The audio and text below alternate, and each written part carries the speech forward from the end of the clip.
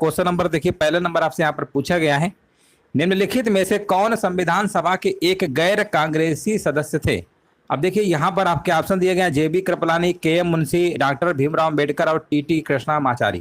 तो यहाँ पर आपको बताना है संविधान सभा के एक गैर कांग्रेसी सदस्य थे। गैर कांग्रेसी का मतलब होता है कि वो कांग्रेस से संबंध उनका नहीं था, गैर कांग्रेसी थे आपके। तो देखिए जेबी कृपलानी भी आपके कांग्रेसी थे, आपके के एम मुंशी भी थे और टीटी कृष्णमाचारी।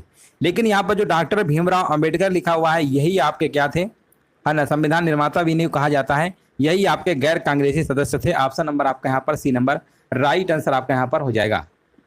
हाँ बिल्कुल, देखिए करेक्ट आंसर आपका यहाँ पर होगा। इसके अलावा गैर कांग्रेसी सदस्य आपके और भी थे, जैसे आपके सर्वपल्ली राधाकृष्णन जी थे आपके, है ना, और गोपाल स्वामी अयंगर भी थे आपके, एम आर जयकर भी थे, काफी सारे लोग थे। यहाँ पर ऑप्शन के अकॉर्डिंग देखेंगे तो डॉक्टर भीमराव अम्बेडकर आपको लगाना होगा। और अगर एक प्रश्न आपका और बनता है कि जब देश आजाद हुआ था 1947 में, तो उस समय कांग्रेस का जो अधिवेशन आपके चल रहे थे उसमें अध्यक्ष कौन थे कांग्रेस के, तो आपके जेबी कृपलानी थे, ये भी आपको याद रखना है।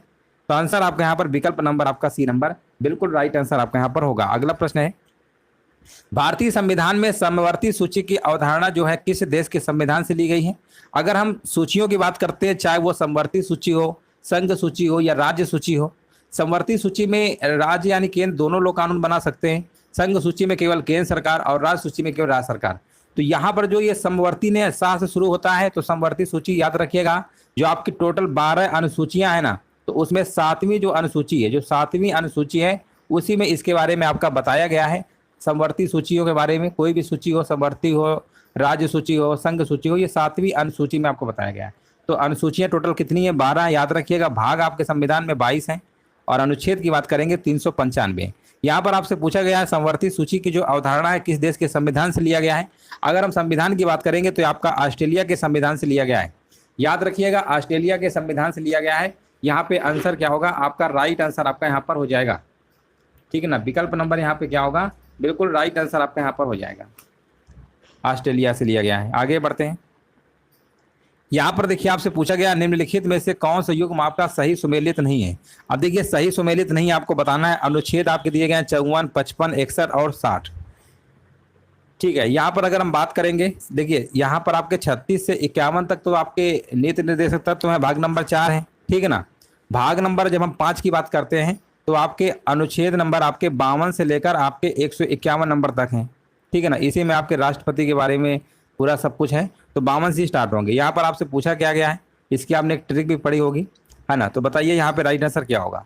क्वेश्चन नंबर 3 नंबर का देखिए, राष्ट्रपति का निर्वाचन, है ना, राष्ट्रपति का निर्वाचन आर्टिकल नंबर 54, ये तो आपका सही है।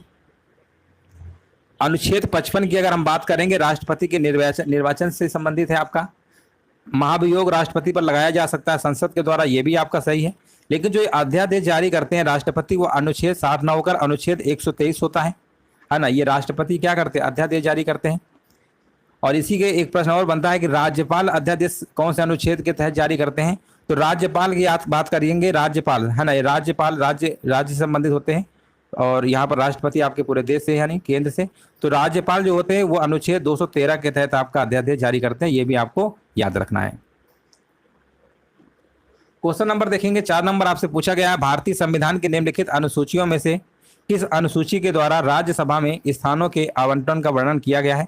टोटल आपकी कितनी अनुसूचियां, अभी हमने आपको बताया था, आपकी 12 अनुसूचियां हैं। कितनी अनुसूचियां हैं आपकी, 12 अनुसूचियां हैं। तो उसमें आपको बताना है यहाँ पर राइट आंसर क्या होगा, राज्यसभा के स्थानों का आवंटन किया गया है, यहाँ पर आपको बताना है आंसर आपका यहाँ पर क्या होगा। हाँ, पहली अनुसूची, दूसरी, आप इस तरीके से आप पढ़ेंगे तो टोटल आपकी कितनी है, 12 अनुसूचियां हैं, ठीक है ना, 12 अनुसूचियां हैं।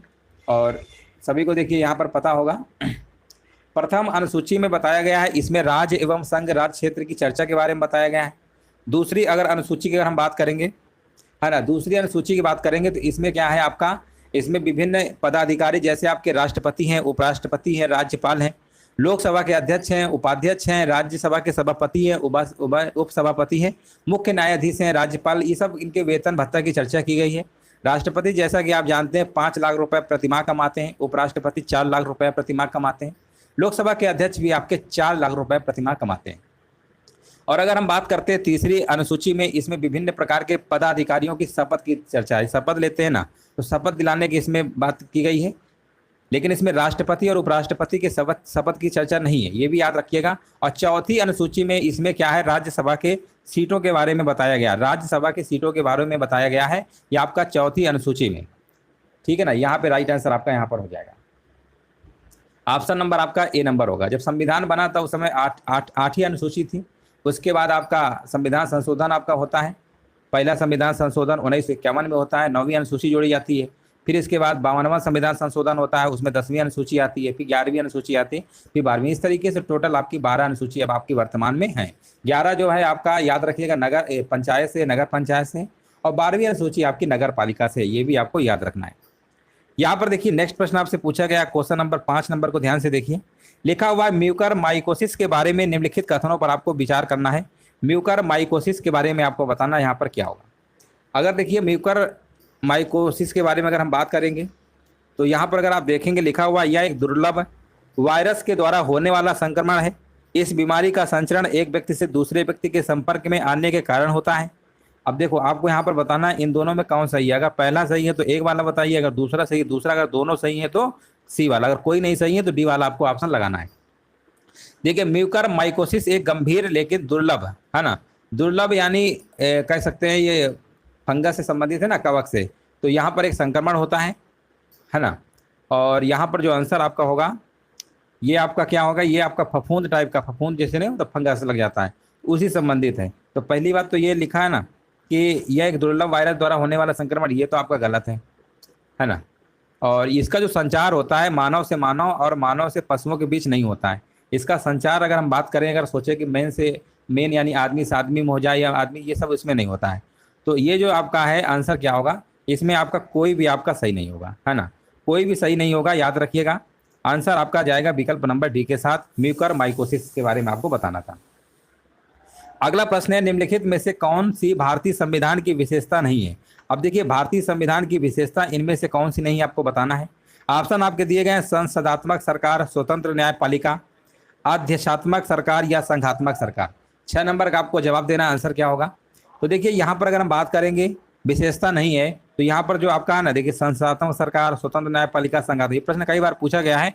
जो आपका यहाँ पर लिखा हुआ है ना अध्यक्षात्मक सरकार, ये आपके संविधान की विशेषता में नहीं आता है, बाकी आपकी सब है।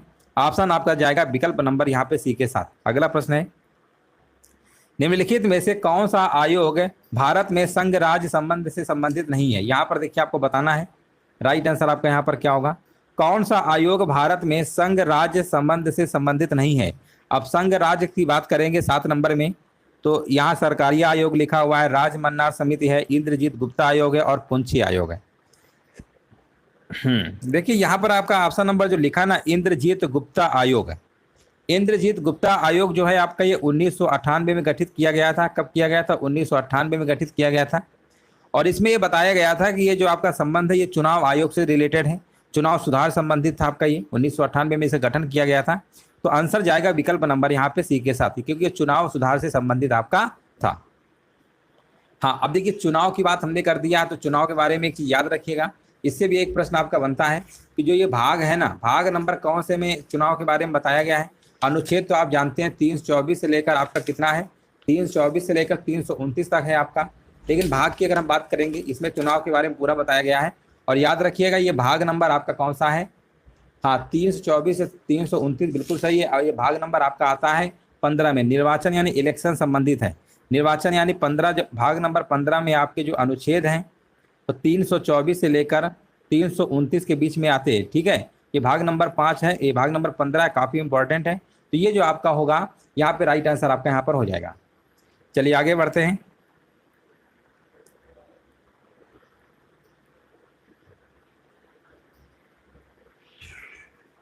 है ना, आगे बढ़ते हैं। यहाँ पर देखिए क्वेश्चन नंबर 8 नंबर में पूछा गया, सूची फर्स्ट को सूची सेकंड के साथ सुमेलित करिए तथा नीचे दिए गए कोड से सही उत्तर का चयन करना है। यहाँ पर आपके दिए गए मौलिक अधिकार है, मौलिक कर्तव्य है, संघ है और आपात उपबंध है। अगर हम मौलिक अधिकार की बात करते हैं, मौलिक अधिकार जैसा कि आप जानते हैं कि मौलिक अधिकार आपका 12 से लेकर 35 के बीच अनुच्छेद में बताया गया है।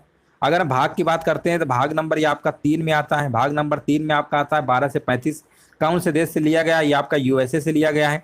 अगर हम मौलिक कर्तव्य की बात करते हैं, है ना, भाग नंबर 3 तो यहाँ पर आपका मौलिक अधिकार भाग नंबर 4 का ए लिखा हुआ है। अच्छा, मैचिंग कराना, चलो मैचिंग करा लेते हैं। तो ये वाला ए का तो भाग नंबर 3 होगा, ठीक है ना। मौलिक कर्तव्य की बात करेंगे, देखिए मौलिक कर्तव्य आपका भाग नंबर 4 का ए में है, ये आपका रूस से लिया गया है। इस समय वर्तमान में मौलिक कर्तव्य आपके 11 हैं, भाग नंबर 4 का ए में जोड़ा गया है आपका ये मौलिक कर्तव्य।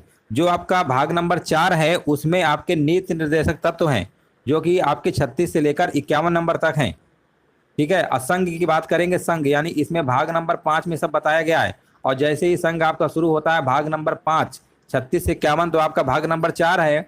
और संघ यानी संघ में आपका इसमें क्या है, संघ में राष्ट्रपति, प्रधानमंत्री, राष्ट्रपति, उपराष्ट्रपति, संसद वगैरह सब, सुप्रीम कोर्ट, ये सब आपका किस में आता है, भाग नंबर 5 में आता है। और इसमें अगर अनुच्छेद की बात करेंगे तो अनुच्छेद आपके शुरू होते हैं 36 से 51 तो आपका हो गया, 52 से शुरू होते हैं 151 नंबर तक। यानी 52 से लेकर 151 तक जो भी आप अनुच्छेद पढ़ेंगे वो सारे के सारे आपके संघ से रिलेटेड होंगे। इसके बाद जब 152 से लेकर 237 तक पढ़ते हैं वो आपके राज्य से संबंधित होते हैं। जैसे राज्य में आपके विधानसभा होती है, विधानमंडल है ना, उसमें लोकसभा राज्यसभा पढ़ते हैं, तो ऐसे ही इसमें होता है। पूरा भाग नंबर 6 में आपको राज्य के बारे में बताया जाता है और संघ के बारे में आपको भाग नंबर 5 में बताया जाता है, जो अनुच्छेद आपके 52 से लेकर आपके 151 नंबर तक है। आपात उपबंध की बात करेंगे, ये आपका भाग नंबर कौन सा है बताइए। आपातकाल की बात करेंगे है ना, ये आपका भाग नंबर कौन सा है, 18 में है। भाग नंबर आपके कौन सा है, 18 में होगा, याद रखिएगा। और 18 आप जानते ही हैं, ये 352 से लेकर अनुच्छेद 360 तक है, तो इसलिए ये वाला आपात उपबंध ये हो जाएगा। देखिए जब कोई चीज़ डिटेल में आप पढ़ेंगे ना अच्छे से, तो सारी चीज़ें आपको क्लियर हो जाएंगी और आप सुमेलित कर सकते हैं एक का दूसरा। यानी यहाँ पर 2143 आपका बिल्कुल करेक्ट आंसर आपका यहाँ पर हो जाएगा। आगे हम बढ़ते हैं। निम्नलिखित में से कौन संसद की लोक लेखा समिति की बैठकों में उपस्थित रहता है। अब देखो यहाँ पर संसद की लोक लेखा समिति की बात हो रही है। भारत का महान्यायवादी जिसे आप अटॉर्नी जनरल कहते हैं, भारत का महाअधिवक्ता है ना, और भारत का नियंत्रक महालेखा परीक्षक, और उपरोक्त में कोई नहीं। तो देखिए भारत के नियंत्रक एवं महालेखा परीक्षक की अगर हम बात करते हैं या भारत का महान्यायवादी की बात करेंगे, तो यहाँ पर आपको बताना लोक लेखा समिति की बैठकों में उपस्थित रहता है ना, कौन उपस्थित रहता है ये आपको बताना है। हाँ, यहाँ पर आपका बिल्कुल सही, देखो लोक लेखा समिति की बात हो रही है, लेखा जोखा रखने वाला, तो लेखा जोखा रखने वाला समिति कौन हो सकता है, आप थोड़ा कॉमन सेंस भी लगा सकते हैं, भारत का नियंत्रक महालेखा परीक्षक, ठीक है ना। भारत का नियंत्रक एवं महालेखा परीक्षक यहाँ पे क्या होगा, राइट आंसर आपका यहाँ पर हो जाएगा। हाँ, इसका जो है अनुच्छेद नंबर 149 में इसके बारे में बताया गया है। आर्टिकल 149 में भारत का नियंत्रक महालेखा परीक्षक के बारे में आपका यहाँ पर बताया गया है। तो आंसर आपका जो होगा यहाँ पर विकल्प नंबर आपका यहाँ पर सी नंबर राइट आंसर आपका यहाँ पर हो जाएगा। हाँ देखिए, भारत का नियंत्रक एवं महालेखा परीक्षक की अगर हम बात करेंगे, एक बार फिर से समझा दे रहे हैं, इसमें आपके 148 अनुच्छेद से लेकर 151 इन्हीं के बीच में आपका बताया गया है भारत के नियंत्रक महालेखा परीक्षक के बारे में, जिसको आप क्या कहते हैं, कैग कहते हैं। शॉर्टकट में इसको क्या बोलते हैं, कैग बोलते हैं, है ना, कैग CAG। जो इस समय वर्तमान में गिरीश मुर्मू हैं आपके, इनका जो कार्यकाल है 6 वर्ष का होता है, आप सभी लोग जानते होंगे। तो यहाँ पर जो कैग होता है, कैग है जिसको आप नियंत्रक महालेखा परीक्षक कहते हैं, तो यहाँ पर आंसर क्या होगा, 148 से इनका 151 के बारे में चर्चा की गई है। सर्वोच्च न्यायालय का न्यायाधीश अपना त्यागपत्र जो देता है किसे दे सकता है लिखकर, 10 नंबर में आपको जवाब देना है। यहाँ पे राइट आंसर क्या होगा, है ना, तो यहाँ पर आपका 10 नंबर का जवाब होगा, बिल्कुल सही है, राष्ट्रपति को दे सकते हैं। राष्ट्रपति आपके इस समय वर्तमान में द्रौपदी मुर्मू हैं। अगला प्रश्न बताइए, निम्नलिखित में से कौन राष्ट्रीय विकास परिषद की रचना करते हैं। अब देखिए राष्ट्रीय विकास परिषद की बात हो रही है। अब राष्ट्रीय विकास परिषद में कौन कौन लोग उपस्थित रहते हैं, किनका रोल इंपॉर्टेंट है ना, इनमें बताइए रचना कौन कौन करते हैं। तो यहाँ पर अगर हम बात करेंगे, देखिए राष्ट्रीय विकास परिषद का जो गठन है आपका 1952 में किया गया था। अगर हम गठन की बात करते हैं, गठन कब किया गया था, 1952 में आपका किया गया था। और इसमें सदस्य आपके कौन कौन से थे, है ना, यहाँ पर हम सदस्य की बात करेंगे तो प्रधानमंत्री तो आपके हैं ही, ठीक है। इसके बाद यहाँ पे आपका क्या होगा, हाँ, अध्यक्ष और वित्त आयोग ये आपका नहीं है। सभी संघीय मंत्रिमंडल के मंत्रीगण ये भी आपके शामिल हैं, ये भी शामिल हैं। राज्यों के मुख्यमंत्री, सभी राज्यों के मुख्यमंत्री भी शामिल हैं। और साथ में दोस्तों याद रखिएगा नीति आयोग के सदस्य भी शामिल हैं, हालांकि इसमें नहीं दिया गया है नीति आयोग, जैसे आप योजना आयोग को उसका नाम बदलकर नीति आयोग कर दिया गया, तो नीति आयोग के सदस्य भी शामिल हैं, प्रधानमंत्री भी शामिल हैं, राज्यों के मुख्यमंत्री भी शामिल हैं, और सभी केंद्र शासित राज्यों के जो केंद्र शासित राज्य हैं उनके मुख्यमंत्री हों या उपराज्यपाल की बात हो, वो भी आपके शामिल हैं। यानी राज्य के मुख्यमंत्री, केंद्र शासित प्रदेश के मुख्यमंत्री और प्रधानमंत्री, ठीक है ना, और सभी संघीय मंत्रिमंडल। लेकिन यहाँ पर जो अध्यक्ष वित्त आयोग यही नहीं होगा, तो आपको 134 वाला ऑप्शन आपको टिक कर देना है। ऑप्शन आपका बी नंबर सही होगा। भारतीय संविधान में लोकसभा में अनुसूचित जनजातियों के लिए आरक्षण की व्यवस्था किस अनुच्छेद के अंतर्गत की गई है? अब देखो, ये प्रश्न बहुत बार पूछा गया है एग्जाम में। अगर हम बात करते हैं, सबसे पहले हम ये बात करेंगे कि यहाँ पर जो भाग आपके कितने भाग आपके टोटल 22 हैं, भाग आपके 22 हैं। और यहाँ पर अगर हम अनुसूचित जाति जनजाति के बारे में बात करते हैं तो ये आपके भाग नंबर 16 में चर्चा किया गया है। भाग नंबर 16 में चर्चा किया गया है। अब भाग नंबर 16 में कितने अनुच्छेद हैं? जो आपके ये कुछ वर्गों के यहाँ पर उपबंध के बारे में बताया गया है, चाहे ओबीसी, एससी, एसटी, ये सब जितना भी जातिगत मामला है वो भाग नंबर 16 में चर्चा किया गया है। और ये अनुच्छेद याद रखिएगा 330 से लेकर 342 जितने भी आपके अनुच्छेद होंगे, 330 से लेकर 342 के मध्य वो आपके लोकसभा में आरक्षण से संबंधित है, जनजातियों संबंधित है, अनुसूचित जातियों संबंधित है। ये सब पूरा जाति वाला मामला जो है, चाहे आंग्ल भारतीय हो तो खत्म कर दिया गया। ये सब पूरा का पूरा आपका इसी में बताया गया है। तो 330 से लेकर 342 तक ऑप्शन है। 330 जो अनुच्छेद कहता है, इसी में आपका अनुसूचित जनजातियों के लिए आरक्षण के बारे में बताया गया है। अगर 331 की बात करेंगे तो ये लोकसभा में जो आंग्ल भारतीय समुदाय होते हैं उसके बारे में बताया गया, वो तो आपका खत्म कर दिया गया है ना। और 332 में अगर बात करेंगे तो यहाँ पर जो राज्य की जो विधानसभा होती है ना, अब तो ये चलो ये तो आपके केंद्र की हो गई, लोकसभा की हो गई, ऐसे राज्यों में भी विधानसभा होती है। तो राज्यों में जो विधानसभा होगी और उस पे है ना अनुसूचित जो जातियां हैं, जनजातियां हैं, उनके आरक्षण का प्रावधान 332 में किया गया है। तो ये भी आपका इंपॉर्टेंट है। राज्यों का पूछेगा 332, लोकसभा में पूछेगा तो 330, दोनों में आपको अच्छे से याद रखना है। एक संघीय राज्य व्यवस्था में शामिल तत्व कौन कौन से हैं? अब देखो, संघीय राज्य व्यवस्था की बात हो रही है ना, ध्यान दीजिएगा, संघीय राज्य व्यवस्था की बात हो रही है। और संघीय में बात करेंगे राज्यों के मध्य संबंध, संघ और राज्यों के मध्य संबंध, समन्वय के लिए तंत्र और विवादों को सुलझाने के लिए तंत्र। यहाँ पर क्वेश्चन नंबर 13 नंबर में आपको जवाब देना है, राइट आंसर क्या होगा। तो देखिए, यहाँ पर सारे के सारे विकल्प आपके सही हैं। चार राज्यों के मध्य संबंध हो, संघ राज्यों के मध्य संबंध हो, समन्वय के लिए, ये सभी आपके होंगे। तो आंसर जाएगा 1 2 3 4, सभी के सभी शामिल आपके तत्व हो जाएंगे। अगला देखिए, बहुत ही आसान प्रश्न पूछा गया है जो हमने कई बार आपको बताया है। संवैधानिक उपचारों का अधिकार निम्न में से किस अनुच्छेद के तहत प्राप्त है? अब संवैधानिक उपचार क्या होता है ना, संवैधानिक उपचार जैसे आपने पढ़ा होगा भाग नंबर 3 में 12 से लेकर 35 तक मूल अधिकार हैं। तो जिसमें 32 नंबर जो आपका अनुच्छेद बहुत इंपॉर्टेंट होता है, क्योंकि मूल अधिकार की रक्षा कौन करता है? सुप्रीम कोर्ट करता है, और वो आर्टिकल 32 के तहत करता है। इसीलिए इसे बोला जाता है संवैधानिक उपचारों का अधिकार, है ना। इसमें रिट जारी करता है सुप्रीम कोर्ट, आर्टिकल 32, और 226 जो है आपका हाई कोर्ट रिट जारी करता है। तो आंसर आपका यहाँ पर आर्टिकल नंबर 32 आपको लगा देना है। निम्नलिखित में से नीति निर्देशक तत्वों में कौन सा शामिल किया गया है? अब देखिए, नीति निर्देशक तत्व आपके हैं भाग नंबर 4 36 से 51, किस देश से आपका लिया गया है? आयरलैंड देश से लिया गया है। लेकिन यहाँ पर आपसे पूछा गया है नीति निर्देशक तत्वों में कौन शामिल किया गया है, कौन सा शामिल किया गया है आपको बताना है 15 नंबर में। तो राष्ट्रीय महत्व के स्मारकों, स्थानों व वस्तुओं का संरक्षण आपका है। दूसरा विकल्प है आपका अंतर्राष्ट्रीय शांति व सुरक्षा में मद्य निषेध हेतु प्रयास, संविधान, राष्ट्र ध्वज और राष्ट्रगान के आदर संबंधित उपबंध। तो यहाँ पर जो आपका विकल्प नंबर है ना, यहाँ पर आपका राइट आंसर आपका विकल्प नंबर डी होगा। संविधान, राष्ट्र ध्वज और राष्ट्रगान के आदर से संबंधित जो उपबंध है, यही आपका क्या है, ये आपका शामिल नहीं किया गया है। बाकी सब आपके शामिल नहीं पूछा गया है ना, तो यही वाला आपका शामिल नहीं किया गया। बाकी ये शामिल है, ये भी शामिल है और ये भी शामिल है। तो बोला गया था कौन शामिल नहीं किया गया है, तो यहाँ पे राइट आंसर आपका हो जाएगा।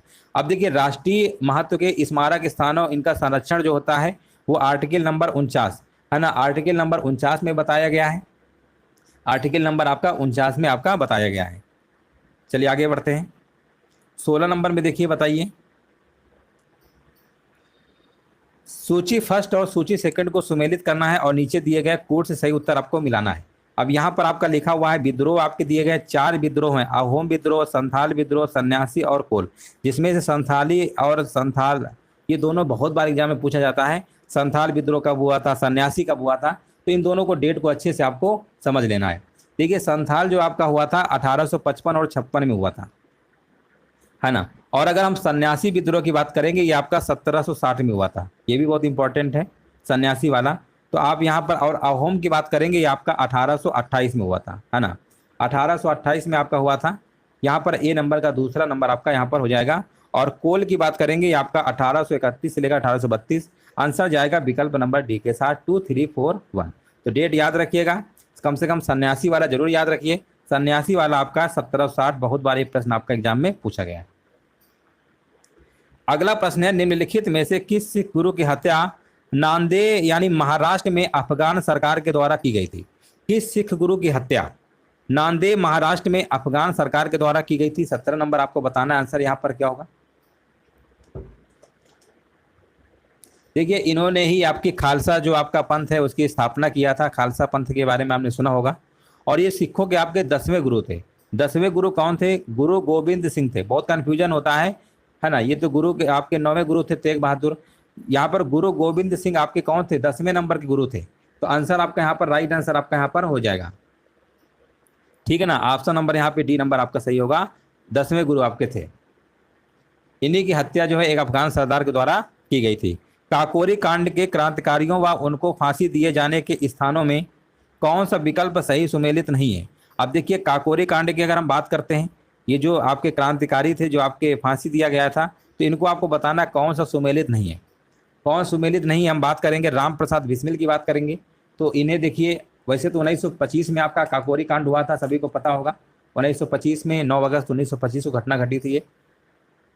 और ये जो 18 नंबर का आपका बी लिखा है ना, राजेंद्र लाहिड़ी इलाहाबाद। तो देखिए, राजेंद्र लाहिड़ी जो इलाहाबाद दिया है, ये आपका गलत दिया गया है ना। बाकी तो सब आपके सही हैं। हाँ, फिर राजेंद्र लाहिड़ी को फांसी कहाँ पर दी गई थी? गोंडा में दी गई थी। याद रखिएगा, गोंडा में दी गई थी। कहाँ पर दी गई थी? गोंडा में दी गई थी। याद रखिएगा, राजेंद्र लाहिड़ी को फांसी कहाँ पर दी गई थी? गोंडा में दी गई थी। बाकी राम प्रसाद बिस्मिल को गोरखपुर में, अशफाकुल्ला खां को फैजाबाद में, और रोशन लाल को इलाहाबाद में। अब फैजाबाद का नाम बदलकर अयोध्या हो गया है, इलाहाबाद का नाम बदलकर आपका प्रयागराज हो गया है। स्वदेशी आंदोलन के संबंध में निम्नलिखित कथनों पर विचार करना है और दिए गए कूट की सहायता से सही विकल्प का आपको चुनना है। लिखा, स्वदेशी आंदोलन का मद्रास में जो नेतृत्व था सैयद हैदर रजा ने किया था। इस आंदोलन से अमेरिकी पत्रकार H.W. नेवेंसन संबंधित थे। 19 नंबर में आपको जवाब देना। आंसर यहाँ पर क्या होगा? अगर दोनों विकल्प आपके अगर सही हैं तो आप बता सकते हैं।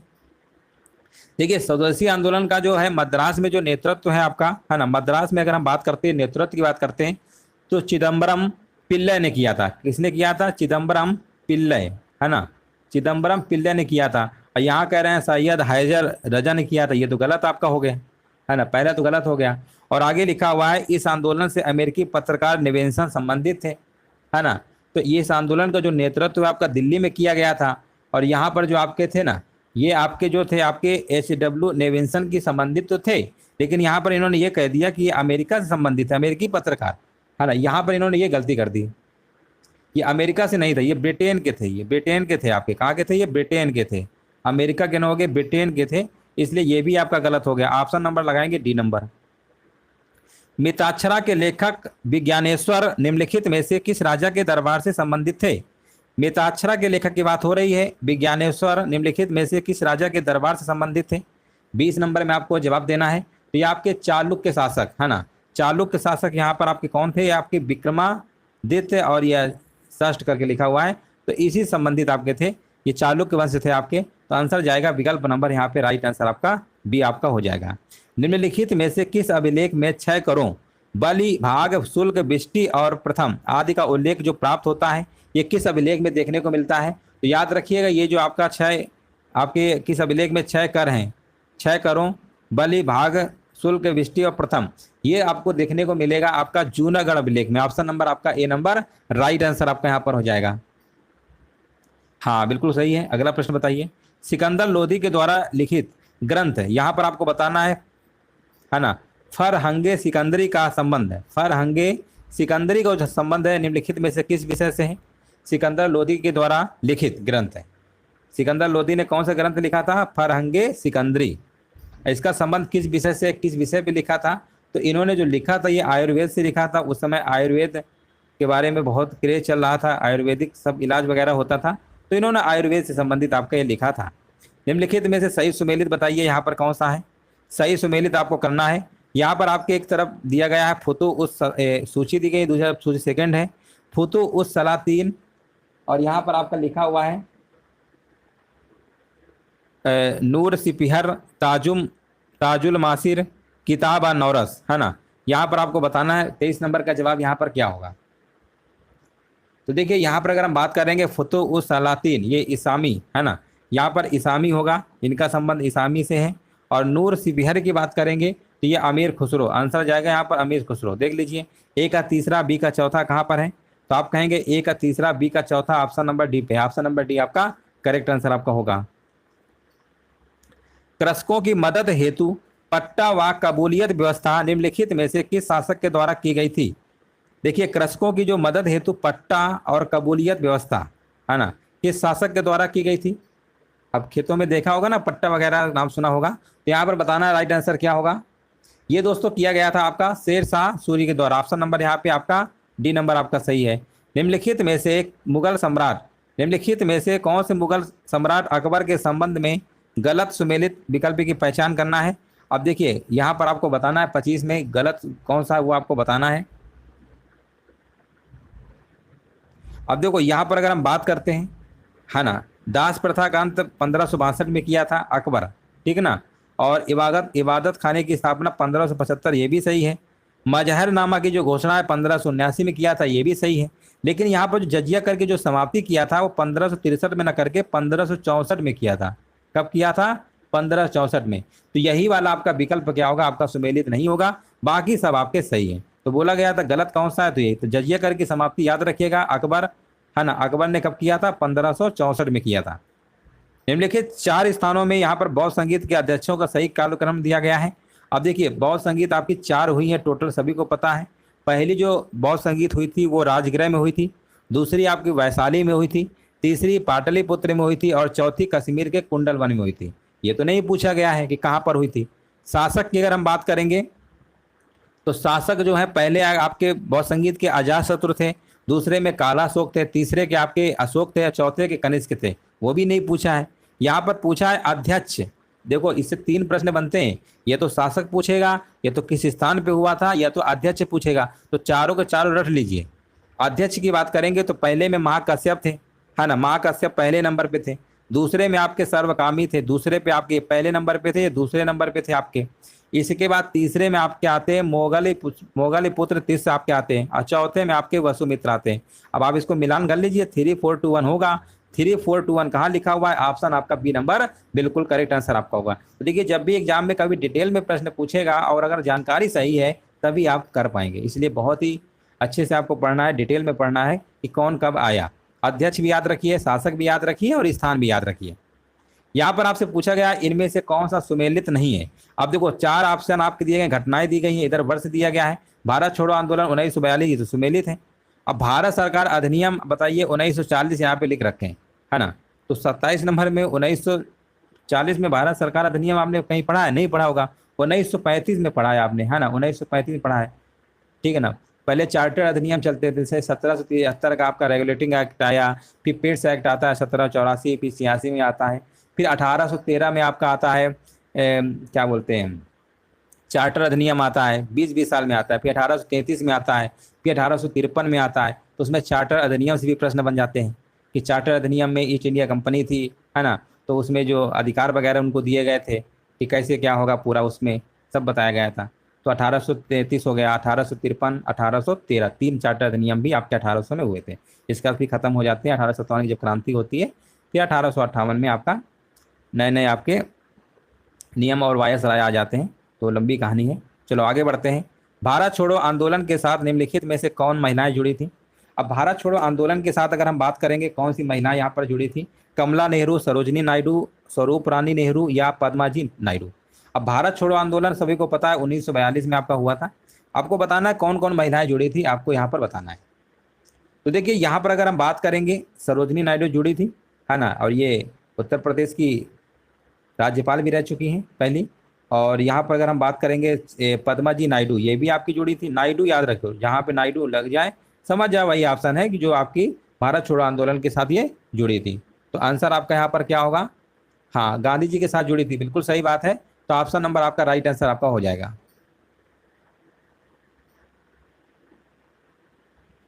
ऑप्शन नंबर आपका यहाँ पर डी नंबर आपका सही है। वर्ष 1922 में भील सेवा मंडल की स्थापना निम्नलिखित में से किसके द्वारा की गई थी? अब देखिए यहाँ पर भील सेवा मंडल की बात हो रही है 1922 में। इसकी जो स्थापना की गई थी, है ना, गुजरात में तो हुई थी, है ना, बात सही है। और किसने किया था? याद रखिएगा, अमृतलाल विठल दास ठक्कर ने किया था। आंसर आपका यहाँ पर क्या होगा? राइट आंसर आपका विकल्प नंबर यहाँ पे आपका बी नंबर बिल्कुल करेक्ट आंसर आपका हो जाएगा। और यहाँ पर इन्होंने ही जो आदिवासी थे ना, उनको जनजाति कहा था। आप पढ़ते नहीं जनजाति, तो आदिवासियों को जनजाति सबसे पहले किसने कहा था? अमृतलाल विठल दास ठक्कर ने ही कहा था। भारत छोड़ो आंदोलन का समर्थन निम्नलिखित में से किस संस्था ने नहीं किया था?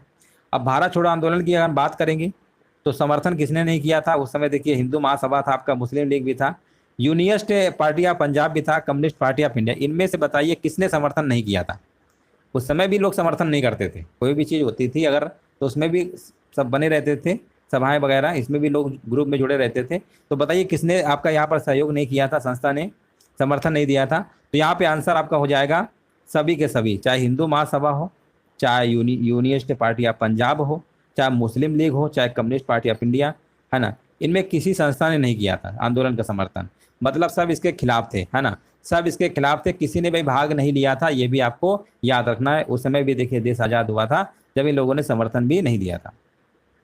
नाउ आर नेवर नामक पत्र से निम्नलिखित में से कौन संबंधित थे? है ना, नाउ आर नेवर नामक पत्र से कौन संबंधित थे? 31 बताना है। तो ये आपके थे रहमत अली, है ना, रहमत अली यहाँ पे क्या होगा? राइट आंसर आपका होगा। अब रहमत अली का आपने नाम एक जगह और सुना होगा कि पाकिस्तान शब्द का प्रयोग जो है सर्वप्रथम किसने किया था? तो इन्हीं के द्वारा किया गया था, है ना, रहमत अली। ऑप्शन आपका बी नंबर आपका सही होगा। असहयोग आंदोलन वर्ष 1920 के दौरान स्थापित संस्थाओं में निम्नलिखित में से कौन शामिल नहीं है? असहयोग आंदोलन आपका 1920 के दौरान स्थापित संस्थाओं में कौन शामिल नहीं है? काशी विद्यापीठ है, जामिया मिलिया इस्लामिया, गुजरात विद्यापीठ और प्रयाग विद्यापीठ।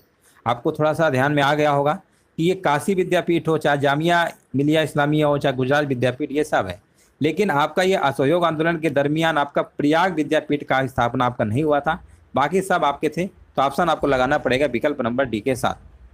अगला प्रश्न है आपका, हिमानी कारक के निक्षेपण के द्वारा निम्नलिखित भूदृश्यों में से किस भूदृश्य का निर्माण होता है? हिमानी कारक के निक्षेपण द्वारा निम्नलिखित भूदृश्यों में से किस भूदृश्य का निर्माण होता है? तो यहाँ पर आंसर आपका हो जाएगा, है ना, यहाँ पर बोला गया है, यहाँ पर ड्रमलिन, है ना, ड्रमलिन यहाँ पे क्या होगा? बिल्कुल करेक्ट आंसर आपका यहाँ पर हो जाएगा। ड्रमलिन हिमानी के निक्षेपण क्रिया के द्वारा निर्मित आपका स्थल रूप होता है।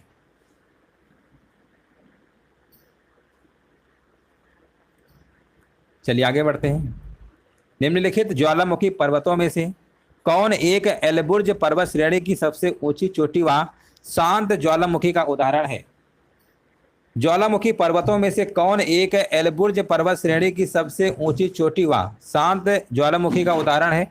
34 की अगर हम बात करेंगे तो 34 का आपका यहाँ पर हो जाएगा देमबंद, है ना, देमबंद यहाँ पे क्या होगा? बिल्कुल राइट आंसर आपका यहाँ पर हो जाएगा। अगला प्रश्न बताइए, वायुमंडल के निम्नलिखित संस्तरों में किस संस्तर की में ऊंचाई के साथ तापमान में आपको कमी देखने को मिलती है? ऊंचाई के साथ तापमान की कमी जो देखने को मिलती है ना, वो आपकी मिलती है मध्य मंडल में देखने को मिलती है। मध्य मंडल यहाँ पर क्या होगा? बिल्कुल करेक्ट आंसर आपका यहाँ पर होगा। मध्य मंडल का जो विस्तार होता है वो आपका 80 किलोमीटर की ऊंचाई तक होता है ना, 80 किलोमीटर की ऊंचाई तक होता है, याद रखिएगा। आंसर आपका सही होगा विकल्प नंबर यहाँ पे आपका, यहाँ पर बी नंबर आपका सही होगा। निम्नलिखित स्थानीय पवनों में से कौन सी एक शीतल स्थानीय पवन का उदाहरण है? निम्नलिखित पवनों में से हम बात करेंगे कौन एक शीतल स्थानीय पवन का उदाहरण है, आपको बताना है शीतल। तो यहाँ पर आंसर क्या होगा? बुरान, है ना, बुरान यहाँ पर क्या होगा? बुरान जो है साइबेरिया की शीतल स्थानीय पवन है, तो बुरान यहाँ पे लगा देंगे। ऑप्शन नंबर आपका, और कौन सी देश की? साइबेरिया की है। हाँ बिल्कुल सही है। देखिए ब्रिक फील्डर जो है ना, ये ऑस्ट्रेलिया के स्थानीय उष्ण पवन होती है, ये ऑस्ट्रेलिया की है। अगर हम बात करते हैं हर मट्टन की बात करते हैं, ये सहारा मरुस्थल की उष्ण पवन है। और सिमुम की बात करेंगे ये आपकी सहारा मरुस्थल की है, उष्ण, ये सब उष्ण है। शीतल की बात करेंगे तो बुरान होगा साइबेरिया की है। यहाँ पर बताइए खोलोंगच्छू जल विद्युत परियोजना निम्नलिखित देशों में से किन देशों की संयुक्त परियोजना है। बहुत सारे आपको नए नए प्रश्न देखने को मिल रहे होंगे। खोलोगच्छू जल विद्युत परियोजना निम्नलिखित देशों में से किन देशों की संयुक्त परियोजना है। तो यहाँ पर आंसर आपका होगा भारत और भूटान। भारत और भूटान के बीच की पहली संयुक्त उद्यम परियोजना, याद रखिएगा। आंसर आपका यहाँ पर राइट आंसर आपका होगा। इस परियोजना को है 2025 तक पूर्ण होने की संभावना है ना, 2025 तक। भारतीय प्राणी विज्ञान सर्वेक्षण संस्थान की स्थापना कहाँ की गई है, बहुत इंपॉर्टेंट प्रश्न है आपका ये। भारतीय प्राणी विज्ञान सर्वेक्षण संस्थान की अगर हम बात करेंगे तो इसकी स्थापना पश्चिम बंगाल की राजधानी कोलकाता में किया गया था। 1916 में इसकी स्थापना की गई थी, है ना, कोलकाता में। आपका आंसर जाएगा विकल्प नंबर ए के साथ। निम्नलिखित नदियों में से गंगा की सहायक नदी बताइए कौन सी नहीं है। हम कहेंगे घाघरा है, केन है, कोसी है और गंडक है। तो गंडक वगैरह तो है, आपने सुना ही होगा, है ना, ये तो है। घाघरा भी है, कोसी भी है। यहाँ पर जो आपका विकल्प दिया गया है ना, केन नदी, केन आपकी यमुना नदी की सहायक नदी, किसकी है, ये यमुना नदी की सहायक नदी है। इसलिए आंसर आपका जाएगा विकल्प नंबर सी के साथ। निम्नलिखित कृषि के प्रकारों में से कौन सा कृषि का प्रकार जमीन पर फैलने वाली सब्जियों के कृषि के लिए प्रयोग किया जाता है ना। निम्नलिखित कृषि के प्रकारों में से कौन सा कृषि का प्रकार जमीन पर फैलने वाली सब्जियों के कृषि के लिए प्रयोग किया जाता है। तो ये आपका होता है ओलेरी कल्चर। ये प्रश्न बहुत बार पूछा जाता है, ओलेरी कल्चर। यहाँ पे राइट आंसर आपका यहाँ पर हो जाएगा। सूची फर्स्ट और सूची सेकंड को देखिए सुमेलित करना है। यहाँ पर आपके एक तरफ वनस्पति दिए गए हैं और दूसरी तरफ आपका क्षेत्र दिया गया है। वनस्पति के अगर हम प्रकार की बात करते हैं, फिम्बस है, चैपरल है, मैटोरेल है और माकवी है। इनके क्षेत्र आपको सुमेलित करना है। तो याद रखिएगा फिम्बस का जो क्षेत्र है ना, ये आपका दक्षिण अफ्रीका से संबंधित है। आपका चैपरल की बात करेंगे, ये आपका कैलिफोर्निया संबंधित है। मैटोरेल की बात करेंगे, आपका चिली संबंधित है। और माकवी की बात करेंगे भूमध्य सागर के तटीय क्षेत्र से। यानी आंसर आपको लगाना पड़ेगा 3, 1, 2, 4। 1, 2 अच्छे से याद रखिए। फिम्बस आपका कहाँ से, दक्षिण अफ्रीका, है ना। अगर आपको फिम्बस याद है दक्षिण अफ्रीका से है। और 1, 2 और या 2 कम से कम तो याद ही कर लो। कभी भी प्रश्न अगर रिपीट होगा तो सेम डिक्टो कॉपी पेस्ट मार दिया जाता है। इसलिए कम से कम चारों को तो नहीं समझ पाओगे, तो 2 कम से कम याद ही कर लो, जिससे आपको मैचिंग कराने में दिक्कत ना हो, है ना। फिम्बस दक्षिण अफ्रीका का है और चैपरेल कहाँ का है, हाँ कैलिफोर्निया का। चैपरेल कैलिफोर्निया का। आगे बढ़ते हैं। निम्नलिखित में से किस देश की सरकार के द्वारा अपने देश के कुल भौगोलिक क्षेत्र के 60% भाग पर वन बनाए रखने का संवैधानिक प्रावधान किया है। कहा है भैया हम 60% जमीन पे वन रखेंगे, है ना। वन का बहुत ही मतलब इम्पोर्टेंट रोल होता है, आप जानते ही हैं। वन वगैरह रहते हैं तो काफ़ी एटमॉस्फेयर में इसका प्रभाव देखने को मिलता है। इसलिए वनों की कटाई के लिए आपने देखा होगा कई आंदोलन भी अपने देश में चले थे। तो चलिए यहाँ पर 42 नंबर का आपको जवाब देना है। आंसर आपका यहाँ पर होगा 42 के भी भूटान, है ना। भूटान देश भले ही दुनिया का सबसे गरीब देश कहते हैं भूटान है, भूटान की राजधानी थिम्पू, लेकिन देखो बहुत अच्छा उन्होंने कदम उठाया है कि 60% भाग पर वन बनाने का संवैधानिक प्रावधान आपका कर दिया है। प्रधान मध्याह्न रेखा तथा विषुवत रेखा एक दूसरे को जिस बिंदु पर काटती हैं, ये कहाँ पर अवस्थित है ना। विषुवत रेखा और मध्याह्न रेखा एक दूसरे को जिस बिंदु पर काटती हैं, ये आपका होगा उत्तरी अटलांटिक महासागर। उत्तरी अटलांटिक महासागर आपका राइट आंसर आपका होगा। अच्छा बताइए, प्रधान जो मध्याह्न रेखा होती है 0 डिग्री देशांतर, या जिसको आप ग्रीनविच रेखा कहते हैं, ठीक है ना, ग्रीनविच रेखा भी तो कहते हैं, जो उत्तरी अटलांटिक महासागर और भूमध्य रेखा या विषुवत रेखा को काटती है। यहाँ पर देखिए सूची फर्स्ट और सूची सेकंड को देखिए सुमेलित करना है। और आपका यहाँ पर पूछा गया है हार्न अंतरीप, कमोरिन अंतरीप, गुड केप अंतरिम और यार्क अंतरीप, है ना। ये आपको बताना है, सुमेलित करना है। 44 का आंसर क्या होगा। देखिए हार्न अंतरीप की अगर हम बात करेंगे तो ये आपका है संबंधित अर्जेंटीना से है। कमोरिन अंतरीप की बात करेंगे, कमोरिन आपका भारत से संबंधित है, कमोरिन भारत से है। और गुड होप अंतरीप की बात करेंगे तो ये आपका दक्षिण अफ्रीका संबंधित है। और यार्क अंतरीप की बात करेंगे ऑस्ट्रेलिया से। आंसर जाएगा 3142, ऑप्शन नंबर डी आपका सही है। यहाँ पर आपको बताना है मृदा में कितने प्रतिशत खनिज पदार्थ तथा जल का प्रतिशत मिलता है। मृदा यानी जिसे हम मिट्टी कहते हैं, और मिट्टी की अगर हम बात करेंगे, है ना, कितने प्रतिशत खनिज पदार्थ तथा जल का प्रतिशत मिलता है, खनिज पदार्थ और जल का प्रतिशत मिलता है, तो आपका मिलता है 40% आपका खनिज पदार्थ है और जल का प्रतिशत आपका 25% देखने को मिलता है मिट्टी में। तो मिट्टी में याद रखेंगे, पानी तो वैसे उसमें कमी रहेगा, तो 40% खनिज पदार्थ और जल का 25%। 40-25 याद रखिएगा। पृथ्वी का वह क्षेत्र जो कर्क मकर रेखा के मध्य स्थित है, पृथ्वी का कौन सा क्षेत्र है? तो आपका क्षेत्र याद रखिएगा, वो आपका उष्ण कटिबंध क्षेत्र है। उष्ण कटिबंध क्षेत्र याद रखिएगा, कर्क एवं मकर रेखा के मध्य भाग को। ये प्रश्न कई बार पूछा गया है, कर्क मकर रेखा लिखा है ना, तो आप समझ जाइए कर्क और मकर रेखा के जो मध्य भाग होता है उसको हम उष्ण कटिबंध कहते हैं। कर्क रेखा और मकर रेखा के मध्य भाग को हम उष्ण कटिबंध कहते हैं। यहाँ सूर्य की किरणें वर्ष भर लगभग सीधी रेखा में पड़ती है, वर्ष भर आपका सीधी रेखा में पड़ती है। सामान्य ताप पतन दर में बढ़ती ऊंचाइयों के साथ तापक्रम कम होने की दर है ना। सामान्य ताप पतन दर में बढ़ती ऊंचाई के साथ तापक्रम कम, देखिए जैसे जैसे आप ऊंचाई पे बढ़ेंगे ना, तापक्रम कम होने की जो दर है वो आपको बताना है। 47 नंबर का क्या होगा? तो ये आपका होगा 6.5 डिग्री सेल्सियस प्रति 1000, यानी हर 1000 मीटर पे 6.5 डिग्री सेल्सियस आपको टेम्परेचर क्या होगा? कम देखने को मिलेगा। याद रखिएगा, जैसे संख्या आप काउंटिंग की जाती है 1000 पुरुषों पे कितनी महिलाएं हैं, ऐसे 1000 मीटर पे अगर हम बात करेंगे ऊंचाइयों की, अगर चढ़ेंगे तो वहाँ पर 6.5 डिग्री सेल्सियस से आपको टेम्परेचर क्या है? घटता हुआ देखने को मिलेगा। विभिन्न गुणों वाली वायु राशियों के मध्य की संपर्क रेखा क्या कहलाती है? विभिन्न गुणों वाली वायु राशियों के मध्य की संपर्क रेखा क्या कहलाती है? तो उसे याद रखिएगा, वाताग्र कहते हैं। वाताग्र वह ढलुआ सीमा होती है जिसके सहारे दो विपरीत स्वभाव वाली हवाएं क्या होती? मिलती है ना। तो यहाँ पर आपका आंसर क्या होगा? ऑप्शन नंबर बी आपका सही होगा। यहाँ पर देखिए आपसे पूछा गया कैलिफोर्निया के मरुस्थल में शीतकालीन गर्म शुष्क पवन को क्या कहते हैं, है ना। अभी हमने आपको बताया था कैलिफोर्निया के मरुस्थल में बात करेंगे, शीतकालीन गर्म शुष्क पवन क्या कहते हैं? तो उसे हम दोस्तों याद रखिएगा, सांता आना कहते हैं। सांता आना कहते हैं। सांता आना बिल्कुल यहाँ पे क्या होगा? करेक्ट आंसर आपका यहाँ पर होगा। अगला प्रश्न है डंकन दर्रा कहाँ पर अवस्थित है? हम अगर डंकन दर्रा की बात करेंगे तो ये आपका, हाँ बिल्कुल सही है। देखिए डंकन दर्रा जो है ना आपका, ये दक्षिणी और मध्य अंडमान द्वीप समूह के मध्य स्थित है, बिल्कुल बात सही है। और एक प्रश्न आपका और बनता है, 10 डिग्री जो चैनल होता है ना, वो आपका अंडमान निकोबार को अलग करता है। 10 डिग्री चैनल, है ना, ये भी याद रखिएगा। 10 डिग्री जो चैनल आपका है ना अंडमान निकोबार द्वीप समूह को भारत के किस प्रदेश में पाए जाते हैं? ऑप्शन आपके दिए गए हैं, आंध्र प्रदेश, केरल, राजस्थान, तमिलनाडु।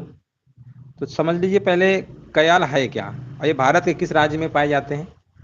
तो याद रखिए कयाल एक प्रकार का झील होता है ना। कयाल जो होता है ये मलयालम भाषा का शब्द है। कौन सी भाषा का शब्द है? मलयालम। याद रखिएगा मलयालम,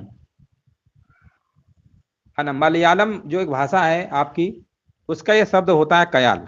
और कयाल जिसका अर्थ होता है झील, कयाल का अर्थ क्या होता है? झील। अब आप समझ गए होंगे।